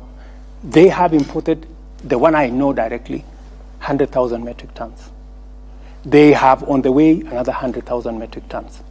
I don't know how far since those numbers were released the ministry has gone with the other millers, with the other importers. So we had to use a double-pronged approach, because when you find that one is not working, you have to think. How much more do you need to do to bring the price below 150 to 100? That you can only achieve. In the short term? No, there is no short term. You cannot do it on short term. You have to be realistic, because the cost of maize worldwide, because of the dollar situation, is high. The only sure way, my good friend Latif, the only sure way to reduce the cost of living, to reduce the cost of food, is through production. And production, he has a question. Yes, tell me about it. Well, Mr. President, there's a survey that was done by the Central Bank of Kenya that shows only 29% of farmers have received the government-subsidized fertilizer. We're talking about over 70% of Kenyan farmers. who've not been able to get subsidized fertilizer. We also have issues of decentralization. Some farmers have to travel for long distances. For instance, from, let's say, Embu all the way to Kitale, fertilizer. That's not true. My brother, that's not true. It is true. It is true. No. There is no farmer from Embu that goes to Kitale. Please, Eric, please. No. Your story yako ni fake. It's not true. Mr. President, though, 70% of farmers are yet to get the government subsidized fertilizer. What do you make of that? That statistic is wrong. Yeah. I have the numbers. How many? And I monitor the numbers. By, I think yesterday, actually I have it on my phone. I monitor every day. It is on an app. It is not possible for anybody to lie to me. What percentage? By yesterday, we had done 2.7 million. Yeah? Actually, farmers had paid by yesterday 9 billion. Meaning, we had almost spent about 6 billion of government money on fertilizer subsidy. And by the way, it is the first time. And I want you to bring a farmer on TV to say that they didn't get subsidized fertilizer and that they had to travel from Embu to Kitale to get fertilizer. Na Mheshimiwa Rais, tuzungumzie hili la siasa kidogo. Hiyo jana ulionekana kinara wa muungano wa Azimio Raila Odinga katika mazishi ya Mukami Kimathi, na baadaye mkakuwa pamoja katika uwanja wa Kasarani katika mashindano haya ya Kipkeno Classic, na mlishiriki jukwaa moja mkakosoana kwa heshima. Lakini wanasiasa wa pande zote mbili, serikali Kenya Kwanza na upande wa muungano wa Azimio, wanapokuwa katika majukwaa na wafuasi wao wanadhihirisha cheche, na baadhi ya wafuasi wanachukulia hili kama swala la uadui. Utawaambia nini? Na zaidi pia ulisema kwamba unajua hatma ya maandamano ya Raila Odinga. Je, umeanza kuishughulikia hiyo hatma? Kwanza pale tulikutana ni mahala pa mazishi, na ni kawaida kama viongozi, kwa sababu lile jambo ni jambo ambalo linatufaa sote tushughulikie, na ilikuwa ni nafasi nzuri ya pia kuzungumzia mambo yaliyoko katika taifa letu la Kenya. Pale kiongozi wa upinzani alisema vile aliona, akasema punda amechoka, akasema mimi siambiwi ukweli, ushuru nisipandishe, na mimi pia nikachukua muda nimueleze, na akasema ananijua. Na ni kweli, kwa sababu nimefanya kazi na yeye, tulikuwa pamoja katika chama. Pia nikachukua hiyo nafasi kusema pia vile ananijua na mimi namuelewa. Pia na kumsoma. Yeah. So, ikawa ni nafasi nzuri yeye aseme na mimi pia nikasema. Na pale pia nilipata nafasi ya kueleza wananchi wa Kenya kwamba hili propaganda, serikali hii tu kazi yake ni kuongeza ushuru, nikamweleza tumepunguza ushuru zaidi ya ile tumeongeza. Tumeondoa bilioni 500 ambayo ingekuwa katika budget kama wao ndio wangeendesha serikali. Tumeondoa ushuru kwa mambo ya fertilizer raw material. Tumeondoa ushuru kwa mambo ya clinker, kwa simiti. Tumeondoa ushuru kwa samaki. Tumeondoa ushuru kwa mambo ya furniture. Tumeondoa ushuru kwa mambo ya mahospitali, equipment ya hospitali. Tumeondoa ushuru kwa chuma na simiti, kwa sababu tunataka kukuza manufacturing yetu. Tumeondoa ushuru katika sehemu karibu 15. So sio kweli hii porojo inaendeshwa na wenzetu wa upinzani wakisaidiwa na vyombo vya habari kwamba serikali hii inaendesha tu mambo ya kuongeza ushuru. Sio kweli bana. Na utawaambia nini vijana ambao ni wafuasi wenu kutoka pande zote mbili, upande wa Kenya Kwanza na upande wa Azimio, ambao wanachukulia tofauti zenu za kisiasa kama uadui ama swala la kufa kupona? tofauti za siasa ni tofauti ya maoni na tofauti ya sera. Nilimweleza ule ndugu yangu na namheshimu kwa sababu ni mzee, namheshimu kwa sababu ni kiongozi. Nikamweleza kwa heshima ya kwamba wewe unaamini kusubsidize consumption, ambayo ni njia moja, lakini kwangu mimi ni njia bure. Mimi naamini kwa kusubsidize production. Ndio tofauti, maoni tofauti. Lakini baada ya ile mkutano, si tulikuwa pamoja Kasarani, tukaendesha tukaona riadha ikiendelea, na naibu wa rais hakuwa pale Kasarani. Leo tukakuwa pale mlifanya mazungumzo yote ya kando kuhusu masuala ya kitaifa. Tulikuwa hapo Mkizungumza chochote kuhusu, wacheni fitina bwana. Mr. President, uwepo wako na ukaribu wako, msisome mambo ambayo hayako. Uwepo wako, zungumza chochote kuhusu mazungumzo kati ya serikali na Kenya Kwanza na Azimio. Wewe unasema my deputy hakuwa Kasarani. Huyo amesema. Ni mimi ndiye nilisema. Sasa nakuuliza wewe, alikuwa amekuambia atakuwa Kasarani? Ndio ukasema mbona aliniambia atakuja Kasarani? Picha iliyotambwa mtandaoni na inazungumzia na Wakenya kwamba ukaribu wako naibu wangu wa rais alikuwa na shughuli Nyeri. Na Raila Odinga. Sasa ulikuwa unataka aje Kasarani afanye nini? Na alikuwa na shughuli Nyeri. Okay, Mr. President. Je, kuna tokota mkono wa heri wa handshake kati yako na Raila Odinga? Waona jana na hata leo. Allow me, Mr. President, to get to the substance element of that conversation in Nyandarua County yesterday. And you premised your government on growing the revenue streams and scaling down on borrowing. That's what you campaigned on. Absolutely. Okay. And I am spot on. Okay. Allow me to quote this treasury data, which shows between October and April, that is last year until April the previous month. Treasury data shows that the new administration, the Kenya Kwanza administration, tapped into loans worth 425 billion Kenya shillings, which is more than 434.6 billion that the Jubilee government borrowed in the same period when it came to power in 2013. You are therefore above by what Uhuru borrowed at the same period by 17.4 billion Kenya shillings. Why the contradictory position? It's not contradictory. Why borrow more? The budget, my friend, we are using is Uhuru's budget. The budget you will hold me to account is the one we are discussing. You know, when you have a budget in place, even if you came into office today, unless you go to parliament to change the way the budget is funded, you can't. They had budgeted to borrow in that budget. They had budgeted to borrow 1.1 trillion. I came using the supplementary budget, I cut it down by 300 billion, right?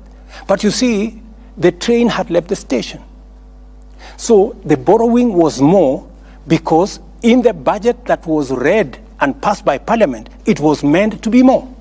All I did is that it wasn't as big as they had anticipated. They had actually wanted to borrow 1.1 trillion. Your Excellency, which I cut down. Budget deficit as at June last year for the current financial year, the budget deficit that had been approved by Parliament was 833 billion shillings. Of course, the Uhuru administration was there. That was a false number, because when we came into office, we found that they had not factored about 130 billion of pending bills. They had not factored almost 90 billion that was meant to be given to counties. They were hiding figures. And that is why I want to run a transparent government. I want to run a government that's accountable. I want my minister and my administration to be asked questions. And that is why I believe in accountability, and I want an opposition that will hold the government to account. And that is why I am against the handshake. Because in a handshake situation, there is no accountability. That is how a government can hide borrowing the way it was hidden in the last budget. What then will you tell the people? If I look at just the figures of the deficits and how much it keeps fluctuating, at the beginning of a financial year, there is what the National Treasury takes to Parliament, and it's approved as a budget and a deficit. And if I look throughout the year, it always gets adjusted halfway through or midway through the year. 2014-2015, the approved deficit was 417 billion shillings. By the end of the financial year, it had risen to 533 billion shillings, a jump of 28%. If I just go into another one, 2018-2019, the approved The deficit was 608 billion shillings. It jumped to 734, 21% jump in deficit. This time, you're going to Parliament seeking a deficit of 664 billion shillings and saying, I want to borrow and stay within this. Are you telling the people of Kenya that the Kenya Kwanza administration in the first year will not go back to Parliament and seek to borrow more than 664 billion? Let me first explain why when government says we are going to have this deficit, sometimes they have to borrow more because what they had anticipated to collect, they could not collect. Correct. That's why collection is very important, number one. Number two, sometimes the measures they want to use to raise the revenue, sometimes they don't pass in Parliament. So if a certain measure that was supposed to raise 20 billion does not pass, then you have 20 billion short. Then you have to borrow to cover that 20 billion. So that's why sometimes it has to change. I want to tell you, I will do my very best, by God's grace. If Parliament approves my budget the way it is, I will, to the extent possible, make sure that I live to the commitment I have made to make this budget, the deficit, to come down from the current 5.7 to 4.4. And I want to move it further next year. I have said we are better off, building our own resources, using our own taxes. And I have told the people of Kenya, let us be honest to ourselves. We are not overtaxing ourselves. Our taxes are 16% of GDP. Our peers, South Africa, Tunisia, Morocco, and the others, they are at 22, 25, 28% of GDP. If we have to measure up our public goods, if we have to build the roads, if we have to get our education up to standard, if we have to get our health and water and all the other public goods up to standard, we have to pay taxes. We have to agree which areas, can we stimulate so that we do more manufacturing, we do more value addition. By the way, part of the reason why we are in this hole is because our manufacturing came down, from 9% of GDP to 7%. I want to move it to 15%. By the way, our exports as a percentage of GDP came down from 28% 8 years ago to 10% this year. We just stopped exporting. That's why, if you look at the budget this year, we have introduced export and investment promotion levy on goods that can be manufactured in Kenya. Whether it is cement, we have enough capacity to manufacture. Whether it is clinker, we have enough to manufacture. Furniture, steel. Where we have enough capacity to manufacture responsibly as a country, we must stop importation. We must from Kenya. That is why, if you look at my whole budget, I am doing two things. Where we cannot avoid, we raise taxes that are paid by the majority of Kenyans, like VAT on fuel. What we have also done, we have reduced RDL, Railway Development Levy, from 3.5% to 2.5%. We have reduced IDF, import declaration fee, from 2% to 1.5%. We have also reduced many other taxes because I am sensitive that we have to be careful how we tax. We must tax responsibly. Yeah. It is possible for us to move our tax as a percentage of GDP from 14 to 16%, as I am proposing in the budget, responsibly. We can balance out. That's why we are removing tax on gas. We are adding tax here because we want to balance. And we want to make sure that everybody, for example, let me give you another example. We have reinstated before COVID, turnover tax was 3%. During COVID, Yep. it was taken to 1%. We have reinstated it because COVID is behind us. Because we want also the people in the micro and small enterprise space to pay a little bit of tax. This tax cannot be paid for by a few people. We want to spread it. The same thing, we have also enhanced what we call advanced tax. The tax you pay for your car, for my car, for all these vehicles we are driving, from 3,000, which was put in 2010. Now, 12 years later, my friend Latif, we have increased the number of roads. We have increased our bill on roads. We've increased it from 3,000 to 5,000 per year. So these are measures, and so we want everybody to carry a bit of the tax. But we have reduced tax on pharmaceutical manufacture. We have reduced tax on manufacture of building products, building materials, so that we can also grow our Mr. local. President, the main concern also accompanying all this is a concern from Kenyans from what they see the government doing, which is what Lofty had asked earlier, the government appearing to spend excessively. How do you back on the excesses of the You government? see, your own economic advisor, David Day, has said it publicly. He's gotten into government and he's seeing there's excessive. And David is speaking the truth, and that is why we have cut down on unnecessary expenditure. That's why we were able to reduce the budget by 300 billion. That's why in this year's budget, we've been able to reduce from, instead of borrowing 1.1 trillion like the former regime, we are now going to bring it down to 600, those numbers you read, 660 something. So we are responsible. Okay. You're telling me you increased 90 million that was borrowed by State House. Yes. What used to happen? The office of the deputy president had been shut. So if you have to reinstate the operations of the office of the deputy president, when I was there, what happened?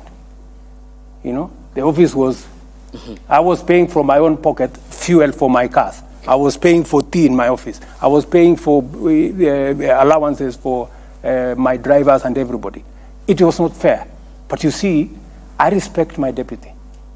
I want my deputy to run his show. And I want my deputy to work in an office that works. My deputy is very busy. Today, he can hardly have time. He is permanently in the office because I have assigned him responsibilities. For example, I assigned him the responsibility of making sure that no Kenyan dies. He was sitting on it with development partners, with other Kenyans, and no Kenyan died because of kukosa chakula.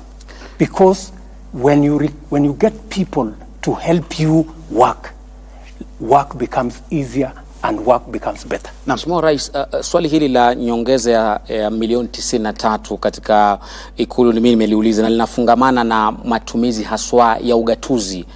Na Wakenya wamejiuliza, haswa Wakenya wa matabaka ya chini na pia viongozi haswa maseneta katika mrengo wa upinzani, kwamba je, Rais, wewe ni adui wa ugatuzi ama unaunga mkono ugatuzi, ikitegemewa kwamba ni maseneta wako ambao waliangusha pendekezo hili la tume ya mgao wa ushuru CRA kuongeza mgao hadi bilioni 4.7 wakapitisha 407.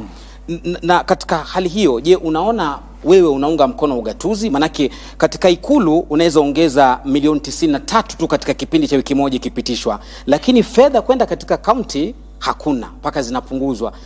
Unaunga mkono ugatuzi ama ni adui wa ugatuzi? Mimi ni rafiki mkubwa sana wa ugatuzi. Basi mbona na waulize magavana wetu. Wananielewa vizuri sana. Na nataka nikueleze, nilizungumza na magavana wetu, nikawaambia, my friends, siwezi nikaenda nikakopa tukuje tugawane. Hapana, hiyo siwezi kufanya. Hivyo ndio tulikuwa tunataka tufanye. Hapana. Nikawaambia tugawane ile ushuru tumeokota. Ile ya kuenda kwa sababu mwaka uliopita iliisha mwaka kama tuko na deni ya karibu bilioni 90 pesa ya makaunti. Mimi ndio nimekuja kuilipia. Na ni kwa sababu tulijidanganya, tukawaambia tutawapatia pesa kiasi hii. Haikupatikana hiyo pesa. Ikabidi ivuke iende mwaka unaofuata. So mimi nimewaambia safari hii, ndugu zangu, budget nimepunguza borrowing, ile mikopo kutoka karibu trilioni 1 mpaka milioni 600. Kila mmoja wetu akaze mshipi. Yeah? Sisi tutakaza mshipi upande wa serikali ya kitaifa na kila mtu. Na ndio sababu tulikubaliana na wao pesa ambazo tutagawanya kwa counties ni bilioni 385. Kwa hivyo uliwashawishi maseneta wako kuangusha ile pendekezo? Sio maseneta, niliwashawishi magavana. Lakini pendekezo ile liliangushwa pale wakati wa kupiga kura. Je, kulikuwa na mkono wako kwamba wale maseneta wanaogemea upande wa Kenya Kwanza waangushe? Wale maseneta ni viongozi. Wako na akili. Ndio walichaguliwa. Ile kazi ni kazi yao. Lakini wale wananisaidia kazi ya kuendesha serikali. Kwa sababu mimi na wao tulichaguliwa upande mmoja. Mimi na wao tuliuza sera pamoja na wao. Kwa sababu ni viongozi wa Kenya Kwanza na wanaelewa mpango wetu na wanaelewa budget yetu na wanaelewa kiasi ya pesa tuliyoko nayo. Na mimi nataka nikuulize, kwani wale magavana hawatoki kwa county?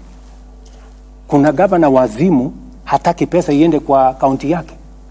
Lakini you have to be realistic. You live within your means. Lakini magavana wao hawa wamekuwa kilia kucheleweshwa kwa pesa, mishahara na kadhalika. Na ndio nimesema as decent, responsible people and leaders, we cannot live beyond our means. We have to be brutally honest with ourselves. What is possible and what is not possible. And I have sat down. I am the only president who has taken a lot of time. I have sat down with governors for 2 days. We have agreed on what we are going to do.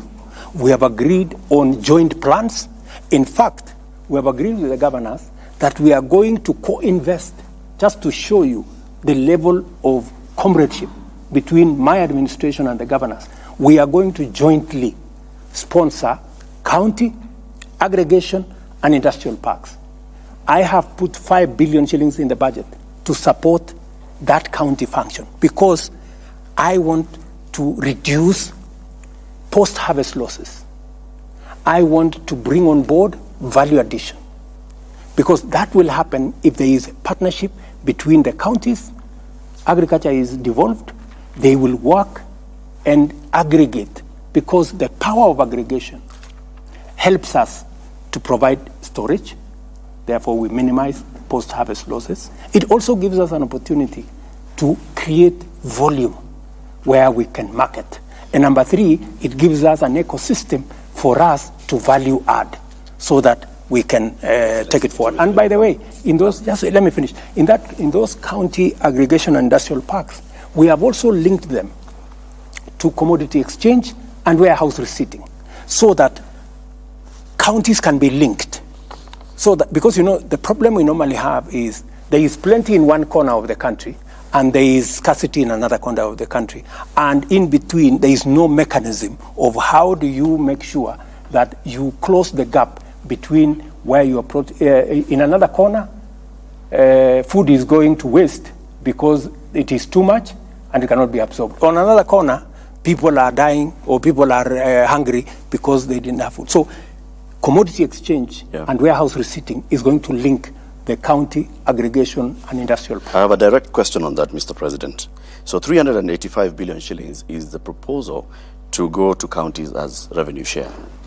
And then there's the extra conditional grants at 44 billion shillings. Correct. Foreign finance projects at 33 billion shillings, county industrial parks at 4.7 billion shillings, exactly. Medical equipment scheme at 5.9 billion shillings, county headquarters 454 million shillings, and some money coming from the judiciary 108 million shillings. It comes to 429.7 billion. Now, all the others that have mentioned sound like the national government giving money to the counties to do the national government's work. Why not give counties 429 billion shillings to determine where they want to invest their money? It is the nature of the law. The law provides some of those resources come from development partners, and we negotiate with development partners. Sometimes it is we have to receive the money as national government, because sometimes development partners cannot go and sign 47 agreements. They prefer to sign one agreement with the national government on the understanding that this money will be passed to the counties. So it is just an accounting government procedure that dictates that some of the time we do that. Some of the grants, is exactly what I was telling you. Yep. We are providing 5 billion shillings. 4.7 billion, the one you have read, Yep. will go to the county. In fact, that's a county function. It's not a national government function. Exactly. I am supporting the counties to do what they are supposed to do. But I am telling them, I am not giving you extra money, because I have an interest in the county aggregation and industrial park. Because I want to make sure, because sometimes you send the money to a particular county and they go and decide to do something else. They go pay salary, they go for a trip to where, so that we don't want. They are accountable. They are accountable. They have their own means of accountability. Precisely. You should not be determining what they do with the money. Send the money to them. The Senate will discuss the county allocation of revenue Latif, and pass it. That's not how it works. According to the formula by Yes. CRA, the money goes to the counties. That's not how it works. Why do you want, Mr. President, the national government to determine what projects are going to be We have done already by functions that are devolved? We have already agreed in advance. We have already agreed. And by the way, I was here with the chair, Anne Waiguru, and her deputy, the governor of Wajir. Day before yesterday, I think, I was here with them. And they came for us to agree what is the procurement model of that particular exercise.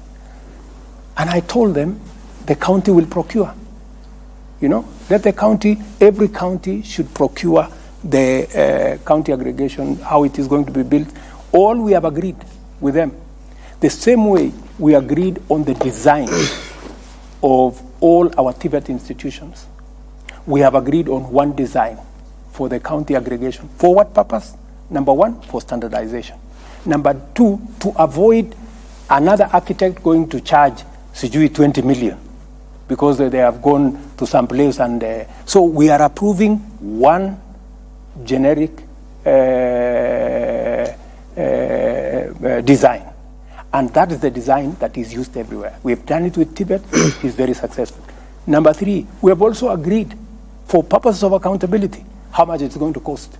We have done a BQ so that somebody does not go and sit somewhere in Kisumu or in Eldoret or in somewhere and say, this thing has cost 600, 700 million. We know the cost. So we have agreed ahead of time. This is going to be the cost. You procure. This is the BQ. This is the design. There is no other cost. Okay. Mheshimiwa Rais, tukisalia kwenye hili swala la ugatuzi na utendakazi wake, sekta ya afya imekuwa ikikumbwa na changamoto mbalimbali na wengi wanauliza, je, sekta ya afya kweli iko salama mikononi mwa serikali za kaunti? Mimi ninaamini kabisa katika uwezo wa makaunti kusimamia sekta ya afya.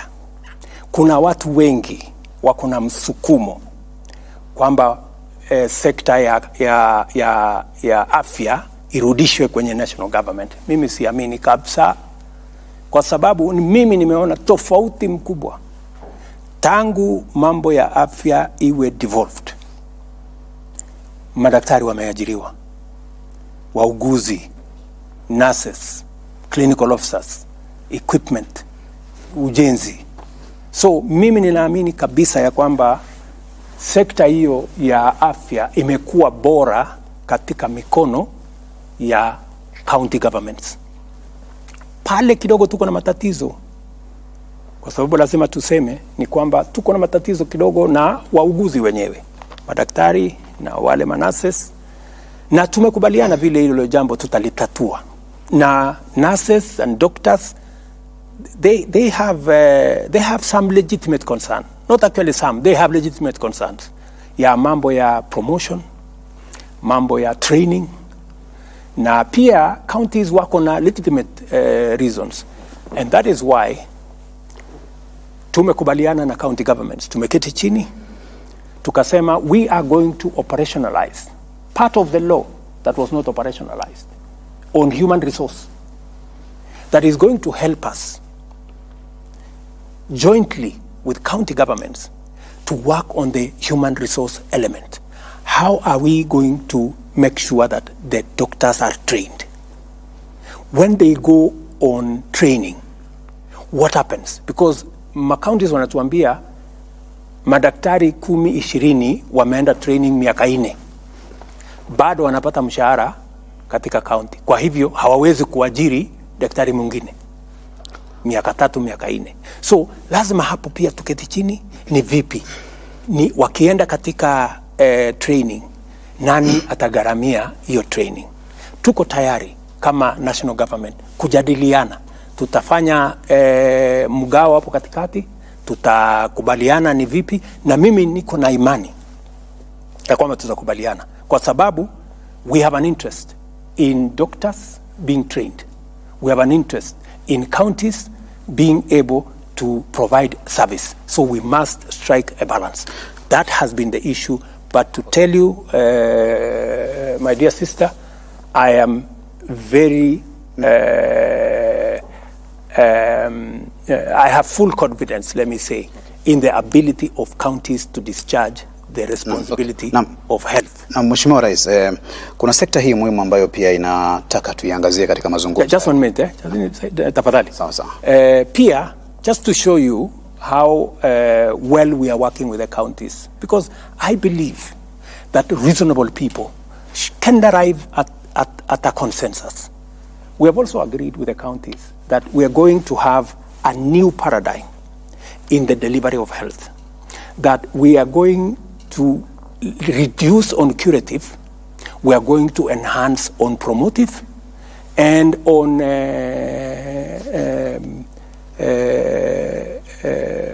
preventive.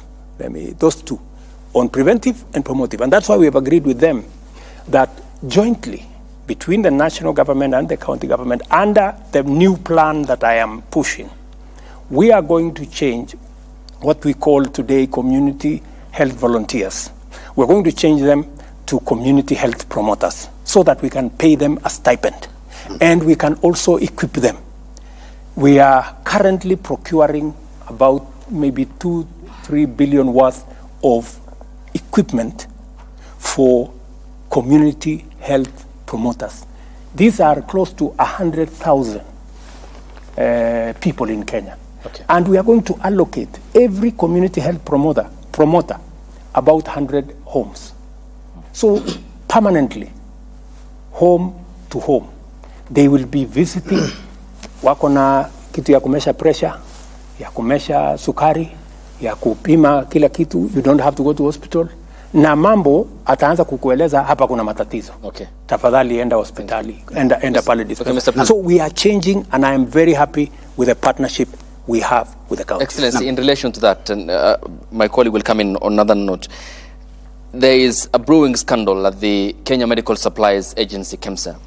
And this is in relation to the bungling of the Global Fund, which is about 3.7 billion Kenya shillings. We understand that the donors are unhappy because of the flaws in the procurement process. And there seems to be systemic corruption that we aren't talking about. And to an extent, you mentioned that during your campaigns of the scandal at the KEMSA, which is the Kenya Medical Supplies Agency. What then will your government do? Because you have talked about the hospitals, the facilities, and the personnel, but there needs to be the medication that will come from this agency. How will you address the problem of corruption at KEMSA? Watch this space. What you have said is correct. So, and I am doing something about it. I don't want to speak about it now. We'll see results then? Yes, you will see results. Mr. President, I want to give you my commitment. I will clean up cancer. Whatever it takes. Mr. President, whatever it costs, I will clean it up. Related to that, what is your philosophy really about corruption in the country? Do you think it's a big problem?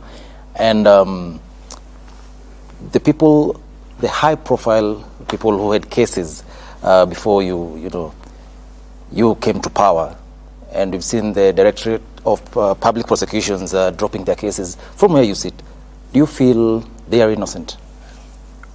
It is not for me to judge anybody to be guilty or innocent. Some of them are your allies. The commitment, even if you are my friend, how do I know whether you are corrupt or not? You know, even if you are my ally. So the ability to judge whether one is innocent or not is with the criminal justice system and the investigative agencies. Okay. The commitment I made to the people of Kenya is that I will build the institutions that will deal firmly and decisively with corruption. It is not going to go away in one day. We will have to put up a real fight. And as I do it at a personal level, we have to support the institutions that will help us deal with it as a way of ensuring sustainability. That is why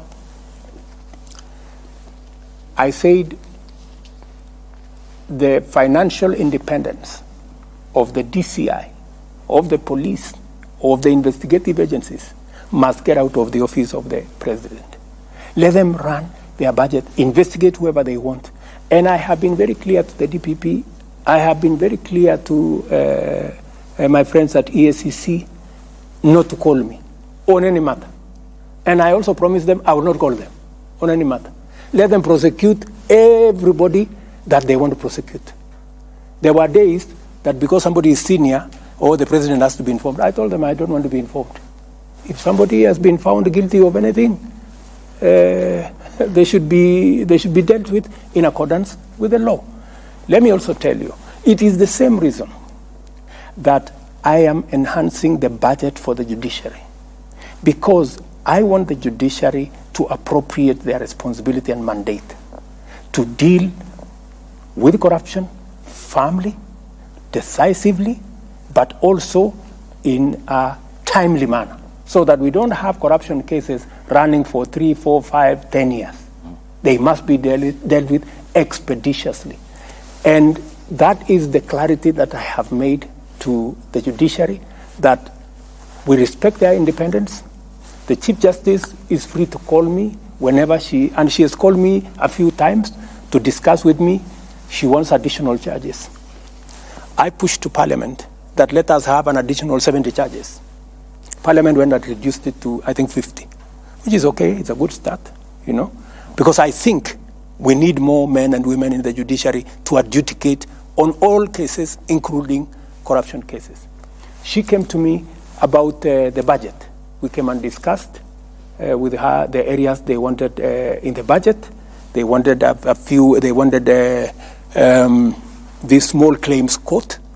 We provided the funding for it. The first one's in Nairobi.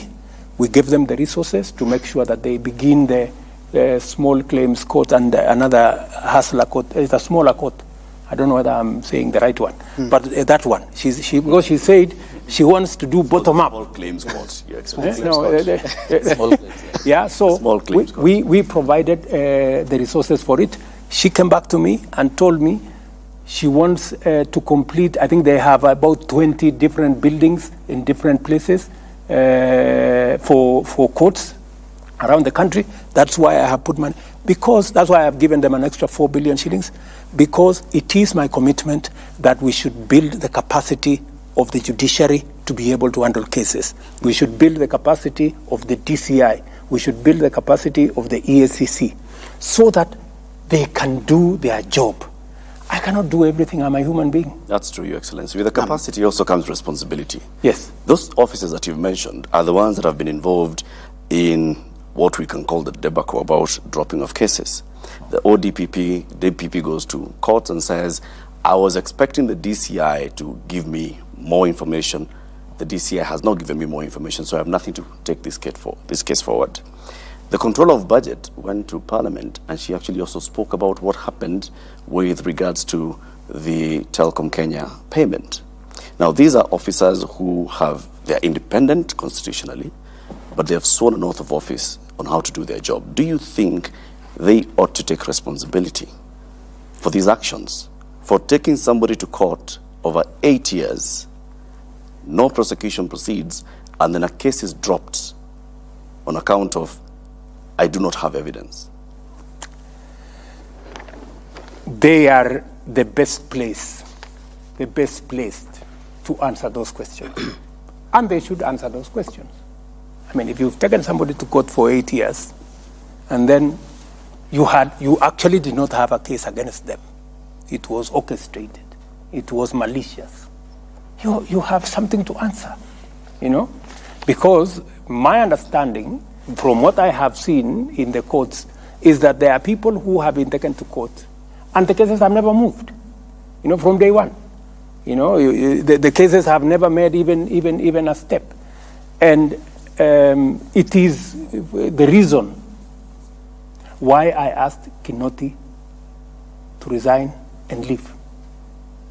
Because he was involved in the exercise of politicizing the criminal justice system. Is that sufficient? Which is unacceptable to me. You know, which is unacceptable to me. So, and you can ask Mr. Amin. You can ask the new IG.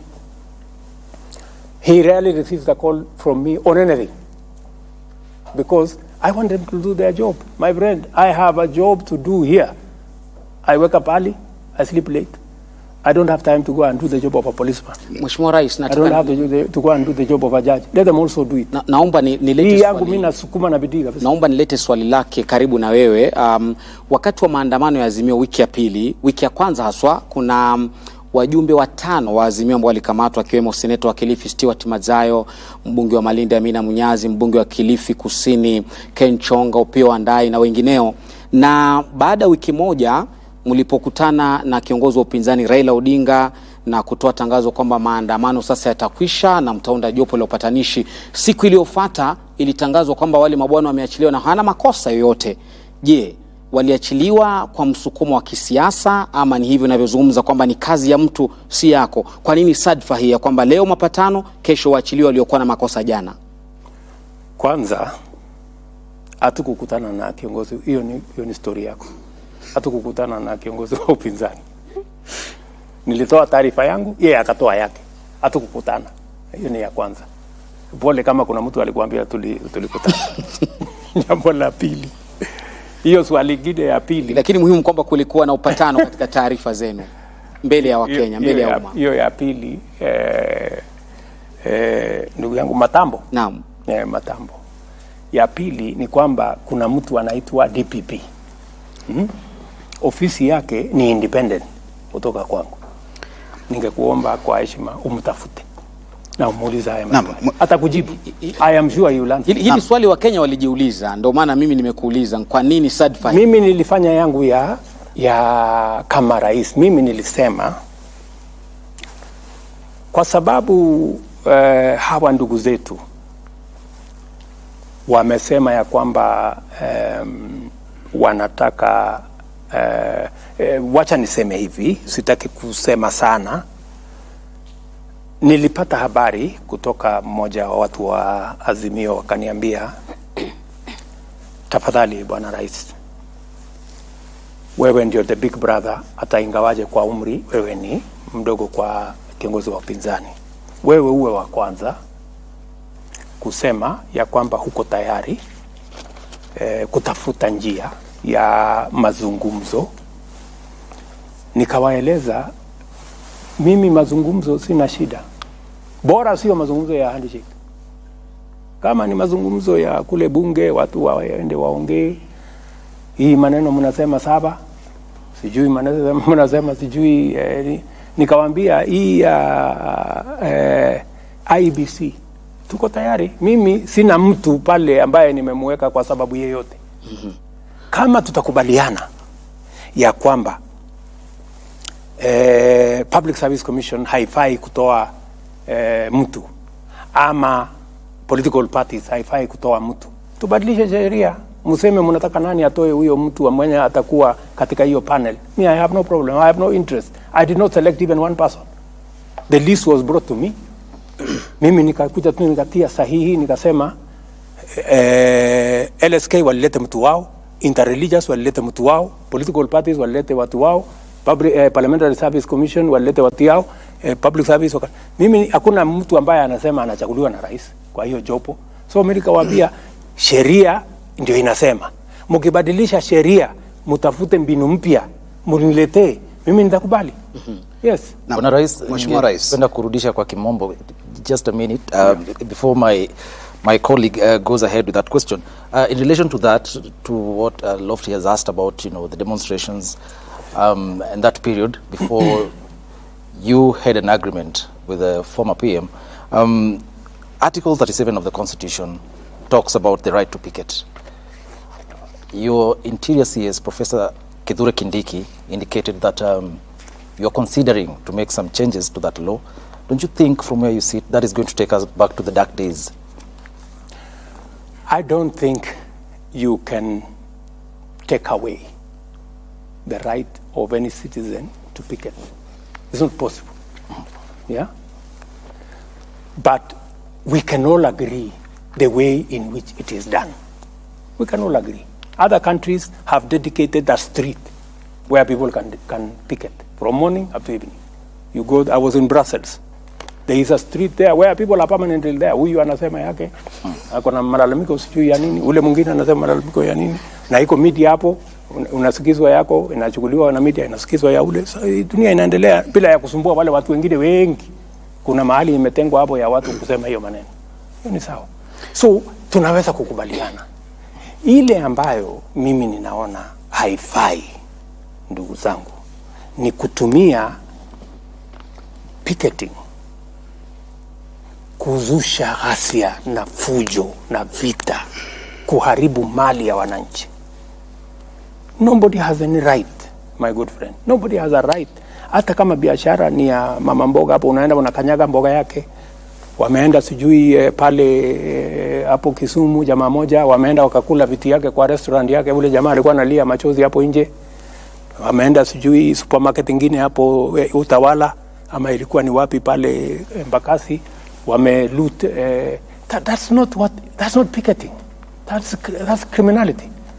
And those hiyo maandamano yote si kuona any peaceful maandamano, ilikuwa ni fujo, vita, ghasia nini. So it's not working. So we need to agree, the right to picket must be protected. Okay. Naam. But the how is important. Mheshimiwa Rais, vijana, mashabiki wa spoti na vile vile wachezaji wanasema tusiwasahau katika mazungumzo ya siku ya leo.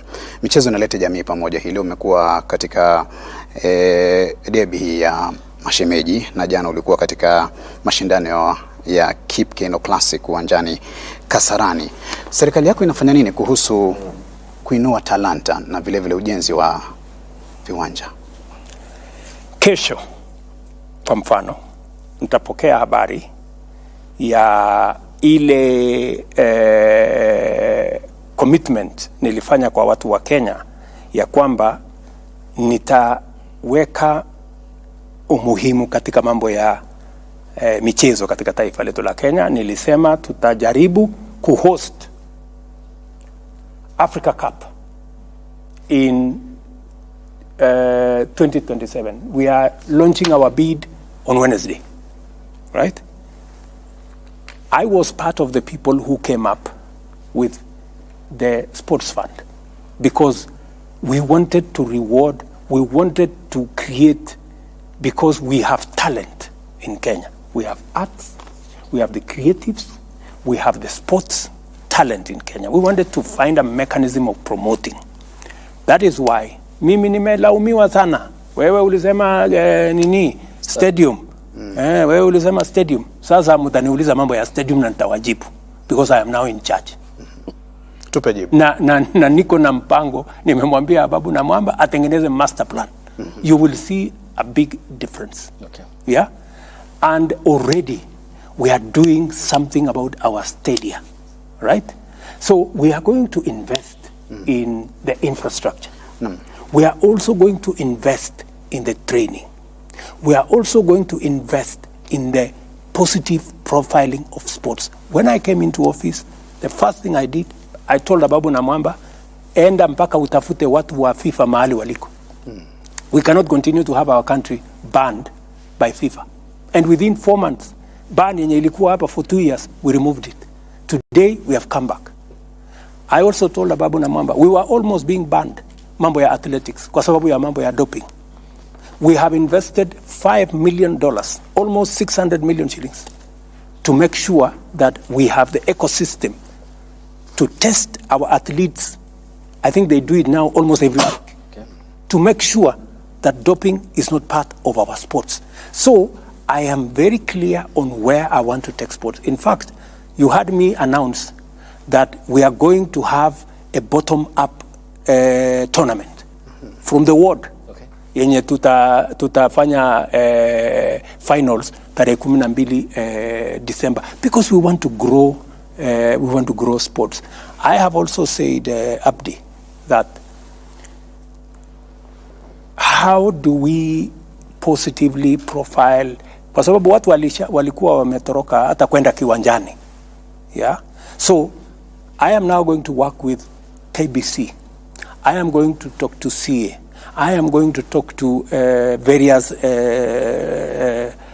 sponsors, so that we bring back the televising of all our sports, of our tournaments, of our league, and provide additional resources, so that we create the unity, as my good brother here has said. All right. Sports brings us together. Okay, thank you, Mr. President. And allow me to take you back to the event in Nyandarua County yesterday. You were deputy. We were talking about taxes. Okay, of course we did. Yes. And not about taxes in relation to that. Okay. Because it's still about running of a government. Yes. Your deputy is on record in equating Kenya to a shareholding company. Yesterday he talked about state appointments, and he talked about it while you were there. I don't want to quote him verbatim. In regards to state appointments that you make as the commander-in-chief and the symbol of national unity, is it a right for others and a privilege for the rest, yet your government expects all Kenyans to pay taxes? It is a right for every Kenyan. What do you say about the sentiment by your deputy? My deputy is a very eloquent person. It doesn't matter the eloquence. I suggest... Is Kenya a shareholding company? I suggest you go and ask him those questions. Okay. He's a very capable Kenyan. All right. It's straightforward question. And I am sure he will not shy away. Okay. He knows how to handle those questions. And but I can give you my commitment. Mr. President, let me just pause. You will proceed. I'll give you the time. You'll answer me. Okay. Allow me to ask you the question. Okay, Abdi. The presidency is a symbol of national unity. Correct. You all represent us, isn't it? Absolutely. What's your view? Is Kenya a shareholding company, or as the Constitution establishes, a secular state where we are all equal before the law? All Kenyans are equal before the law. When it comes to political appointments, right? Everywhere in the world, there are certain considerations you make. There are people who support you, and they have legitimate expectation. That's why they support you. So, when you're making those appointments, you have to consider national balance. You have also to consider your support base. It happens everywhere. Let me tell you, some people take it to the extreme. You can never accuse me or this administration that I have taken my daughter or my son or my relative and made them an MP or made them a minister or made them something. I will not do that. Yeah? I will not do that. Our competitors do that. They go take their children, they take them here, they take them there, they take them. That I will not do. Because I understand where I am coming from. Right? Let me also tell you the following. Sometimes, because of our, obsession, allow me to use that word, it's a bit negative, because we are too much interested in this tribe, this guy is this tribe, this guy is this tribe, this guy is this tribe. We get too absorbed in tribe identity, identity politics. It's time we transited from identity politics into politics of interest. Abdi, The 36,000 housing units that I have launched for construction, there are close to 100,000 Kenyans working. There are Kenyans from all over the place. Nobody asks them when they go to those construction sites as quantity surveyors or technicians or electricians, or nobody asks them which tribe do you come from. I was in Homa Bay to launch the same. And this program of housing is going to be in every corner of the Republic of Kenya. We're going to make sure so that we begin to walk away from 3, 10, 20 appointments. We are so obsessed. You know, it's because of this scarcity. You know, we are so obsessed with 10 people or 20 people. You will discover, for example, it doesn't matter. Even if I appoint 20 people from a certain community, let me not mention any community, it will not change the dynamic. People from that community, millions are still on the street. Wengi bado wako kwa dimanga pale. You know, wananga. How do we, Abdi, how do we, instead of arguing about 3, 4, 5, 10, 15, 20 appointments, how do we create the ecosystem that will employ Kenyans in millions? Kenyans in every part. Right. How do we make sure that we have a program in Kakamega that will employ 10,000 young people? We have a program in Kwale.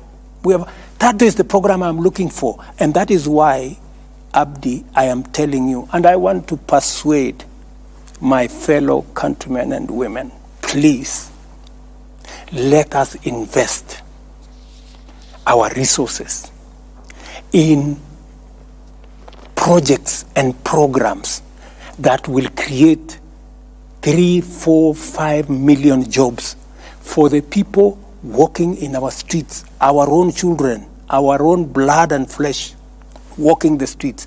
Don't walk away from them. Don't say, I have a job. How is it my business to bother about the fellows who don't have a job? Right. I mean, surely we have a responsibility, Abdi. You agree with me? We have a responsibility. Okay, we have a responsibility. Yes, we do. Taking you back from that housing element, that, you have parachuted into that. Yeah. And it seems to be. It's because I am very passionate about it. Seems to be because I see an opportunity for this country to change. Thank you. It seems though it looks like a semantic evasion. Final question on this. Yes. Because it's still on appointments. You said the expectation from those who supported you during the campaigns, and you have to place them somewhere in your government. Good example. Hypothetically, we are seated here. Mm-hmm.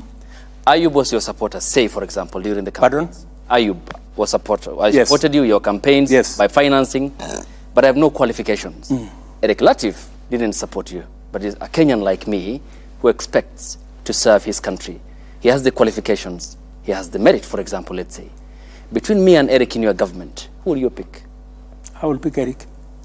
But that is not the case in many aspects. That is the case. It isn't. That is the case. You have made political appointees. That is the case. Awarding competency. And I appointed General Ogola. General Ogola is among the people who went to Bomas to try and overturn my victory. Do you know that? But because when I looked at his CV, he was the best person to be general. I called him and I sat him down. I told him, my friend, you went to Bomas to try and overturn my victory. But because you are the best person to be general, I'm going to give you the job. That is how it works with me.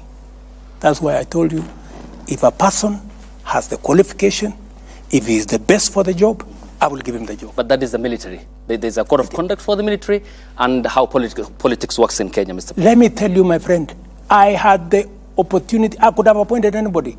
I had, I think, 10 choices. I didn't have to. You know, there are people who say, oh, you know, William Ruto appointed Ogola because he was the deputy CDF. That's not the case. I made the decision consciously. And I made the decision against the advice of many people. Many people told me, you should not give this, you should not reward this kind of behavior. Okay. But, you know, I also must be sensitive. What exercised my mind? This gentleman has a good track record. And in fact, when I spoke to him, and it's not something that I should be talking about, but because you have asked a good question. What exercised my mind is, this gentleman, yes, he may have made a mistake. Maybe because the commander-in-chief that time told him what to do. Maybe he... And when I talked to him, he told me, I have no defense. He told me, I have no defense. You do with me whatever you want. I cannot defend. It was wrong. What I did was wrong. Yeah? I am also conscious.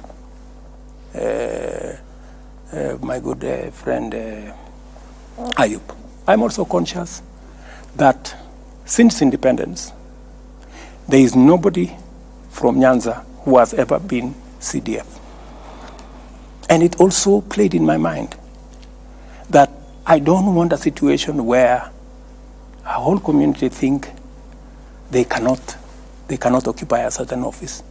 So many things that are part of my system overweighed the mistake he had done.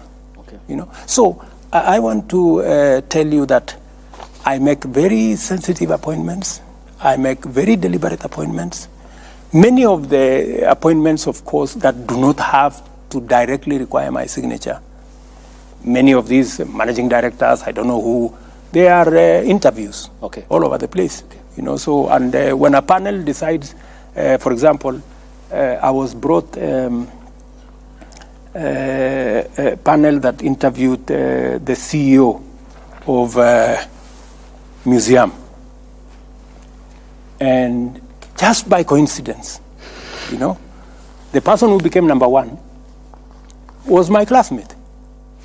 And I never even asked anybody to assist her. So when it came to me, I told my friend, you know, if she's the best, she was a lady.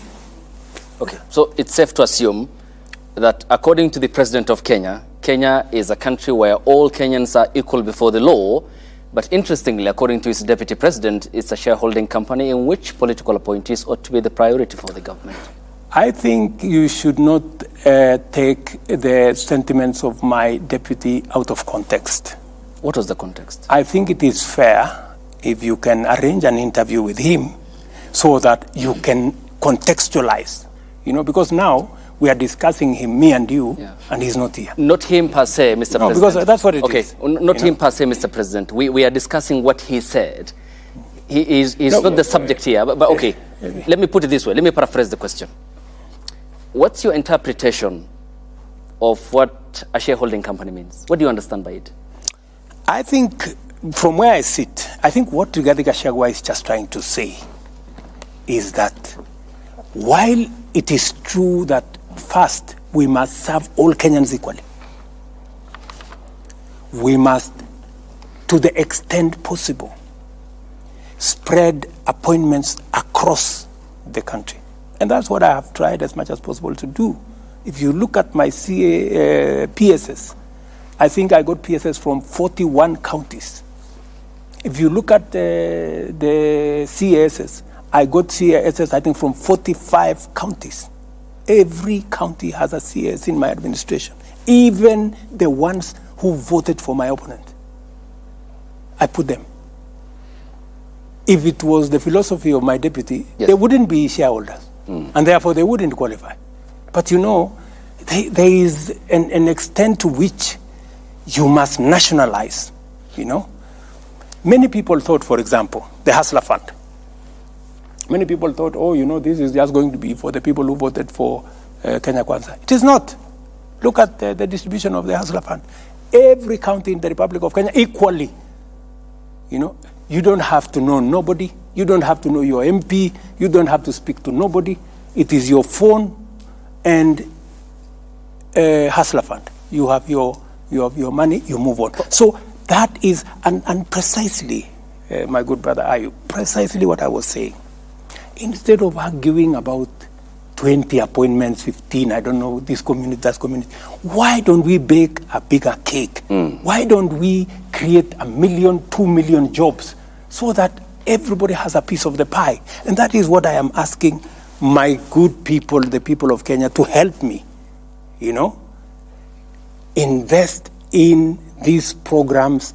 Let us pay our taxes. Let us contribute to the housing fund. Let us, those of us who have a job, let us not hold those who are without a job in contempt. They have not committed any crime. They are not lesser human beings. It is just that they don't have the opportunity me and you have. Let us do something about them also feeling part. Mheshimiwa, kabla mwelekezi wetu ama kiongozi wetu kumalizia, naomba tukate mzizi wa fitina kwa swali lake Ayub. Kwa hivyo sasa hivi unaweza kuambia Wakenya kwamba matamshi ya naibu wako unayakana na kuyakashifu kwamba serikali yako si kampuni ya hisa. Haya ni mambo yako. Kwa hivyo unamuunga mkono basi. Haya ni mambo yako. Tuambie. Nimewaambia, yule bwana ni mtu mwenye ako na anaweza kujieleza. Mbona nyinyi mnakuja kumleta hapa, kumleta kwa mjadala hapa? Mumemuuliza yeye akakataa kuwaona. Tumeleta maneno yake. Mbona mnaleta maneno yake na ni mtu mzima? Kwa sababu ako na akili timamu. Wewe ndio kiongozi wa serikali. Mbona msiende nimewaeleza msimamo wa serikali ya Kenya. Sasa ile imebaki, mtafute, anaitwa Rigiji. Mtafute. Excellency, we will be concluding our conversation this evening, and thank you very much for giving us this time. But we have to conclude with a conversation about future generations. Yes. Article 53 of the Constitution, every child in Kenya has a right to free and compulsory basic education. The junior secondary school pupils went to school on the 30th of January, and they closed at the end of April. And by the time they were closing, many of them had not received sufficient teachers. Many had not received books. So, by and large, learning did not take place for an entire term. They have opened for the second term. They still have a shortage of teachers. They still have a shortage of books. It has been said that the JSS and the transition of CBC from primary level to the middle level is being bungled. I've not heard you, Mr. President, speak out against this. I've not heard you mention this. Are you aware, Mr. President, that about 1.19 million children in Kenya are not learning, that there's a crisis? When I came into office, I found a big crisis. That is why I appointed a presidential party to look at education. And by the way, I believe that education is the most important instrument of shaping our human capital and our future. Because the biggest asset we have as a country is the human capital. That is what makes Kenya what it is. And education is the one that sharpens our education, our human capital, beginning with primary school. When I came into office, what did I do? I quickly appointed a presidential party to work on it, and I made certain decisions. I reversed the decision that these kids go to a secondary school, because in a secondary school, there was going to be need to build an extra classroom. When we had already a classroom, we would have a bigger crisis if we had gone that route. We already have a classroom in the primary section. I said they should be retained in the primary section. I also made the decision that it is not necessary to change the uniform. Because many of them, we have a problem there of uniform. I don't know how uniform costs, 4,000 to 5,000. I don't understand that. 20,000, Mr. President. 14,000, I don't know. So there is a problem there. There is corruption. We must deal with it. And that's a subject for another day. So I made that decision. I also made the decision to hire 35,000 teachers, the largest ever, right? Because there was a need. I went ahead because that whole education ecosystem, we are working on refining the CBC to make sure that it is not overloaded. We've agreed on some of the elements. We are working on some of the elements. In fact, the bigger problem there was, and I had to talk to TSC, Madam Nancy Macharia, was that some of the teachers had not even been paid. I asked them, is it a question of money? It was not a question of money.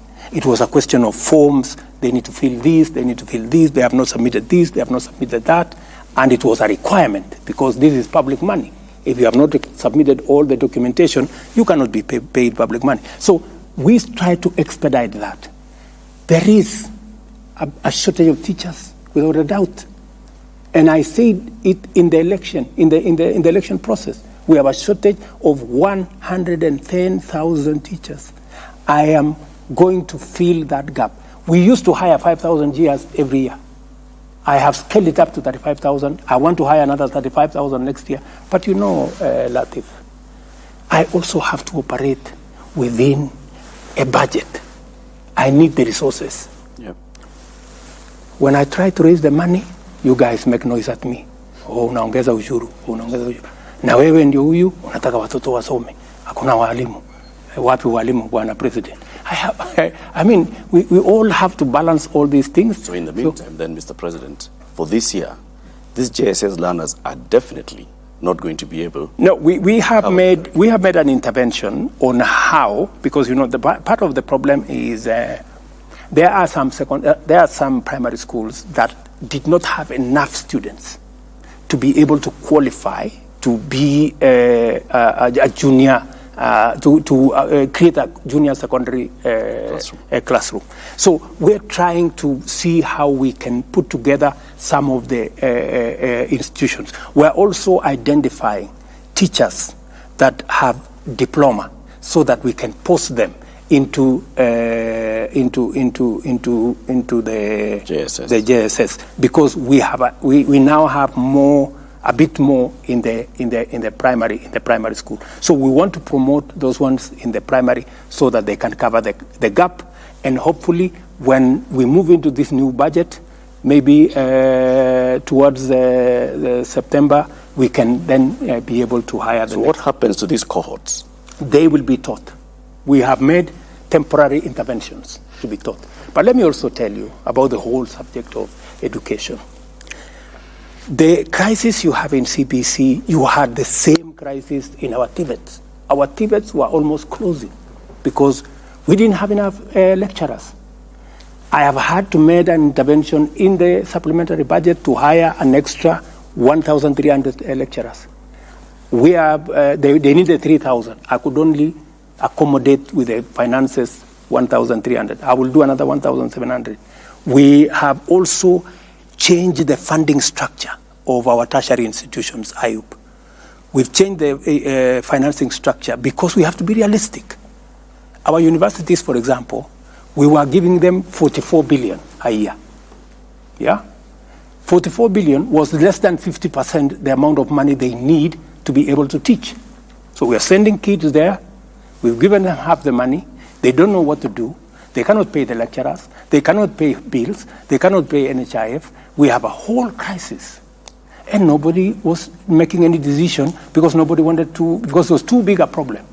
So when we came into office, I asked my economic team, call the vice chancellors. We sat down with vice chancellors. We told them, gentlemen and ladies, let's have a conversation. You know, we have to be realistic. What's going to happen? So we sat down with them. We sat down with the presidential party. I have had like maybe 8 meetings, 2-3 hours in my office here on that one subject. Finally, we came up with a funding model, yeah, where 30% of the students, especially those who come from families, about 45,000 students, scholarship fully paid, you know. And we changed the funding structure from giving money as grant to the university to giving money to the student as scholarship, so that we know who and how many. And every student now has to apply for that scholarship. We have a means testing instrument, which has worked for 25 years to determine who can qualify for funding, who does not qualify for funding. 45,000 students will get 100%. That's about, I think, 29% or thereabout. The next group, I think about another 25 or so percent, will get almost 85% scholarship, and part of it will come from loan. They will take a bigger loan, which they can pay later. And the able students, who are about, I think, another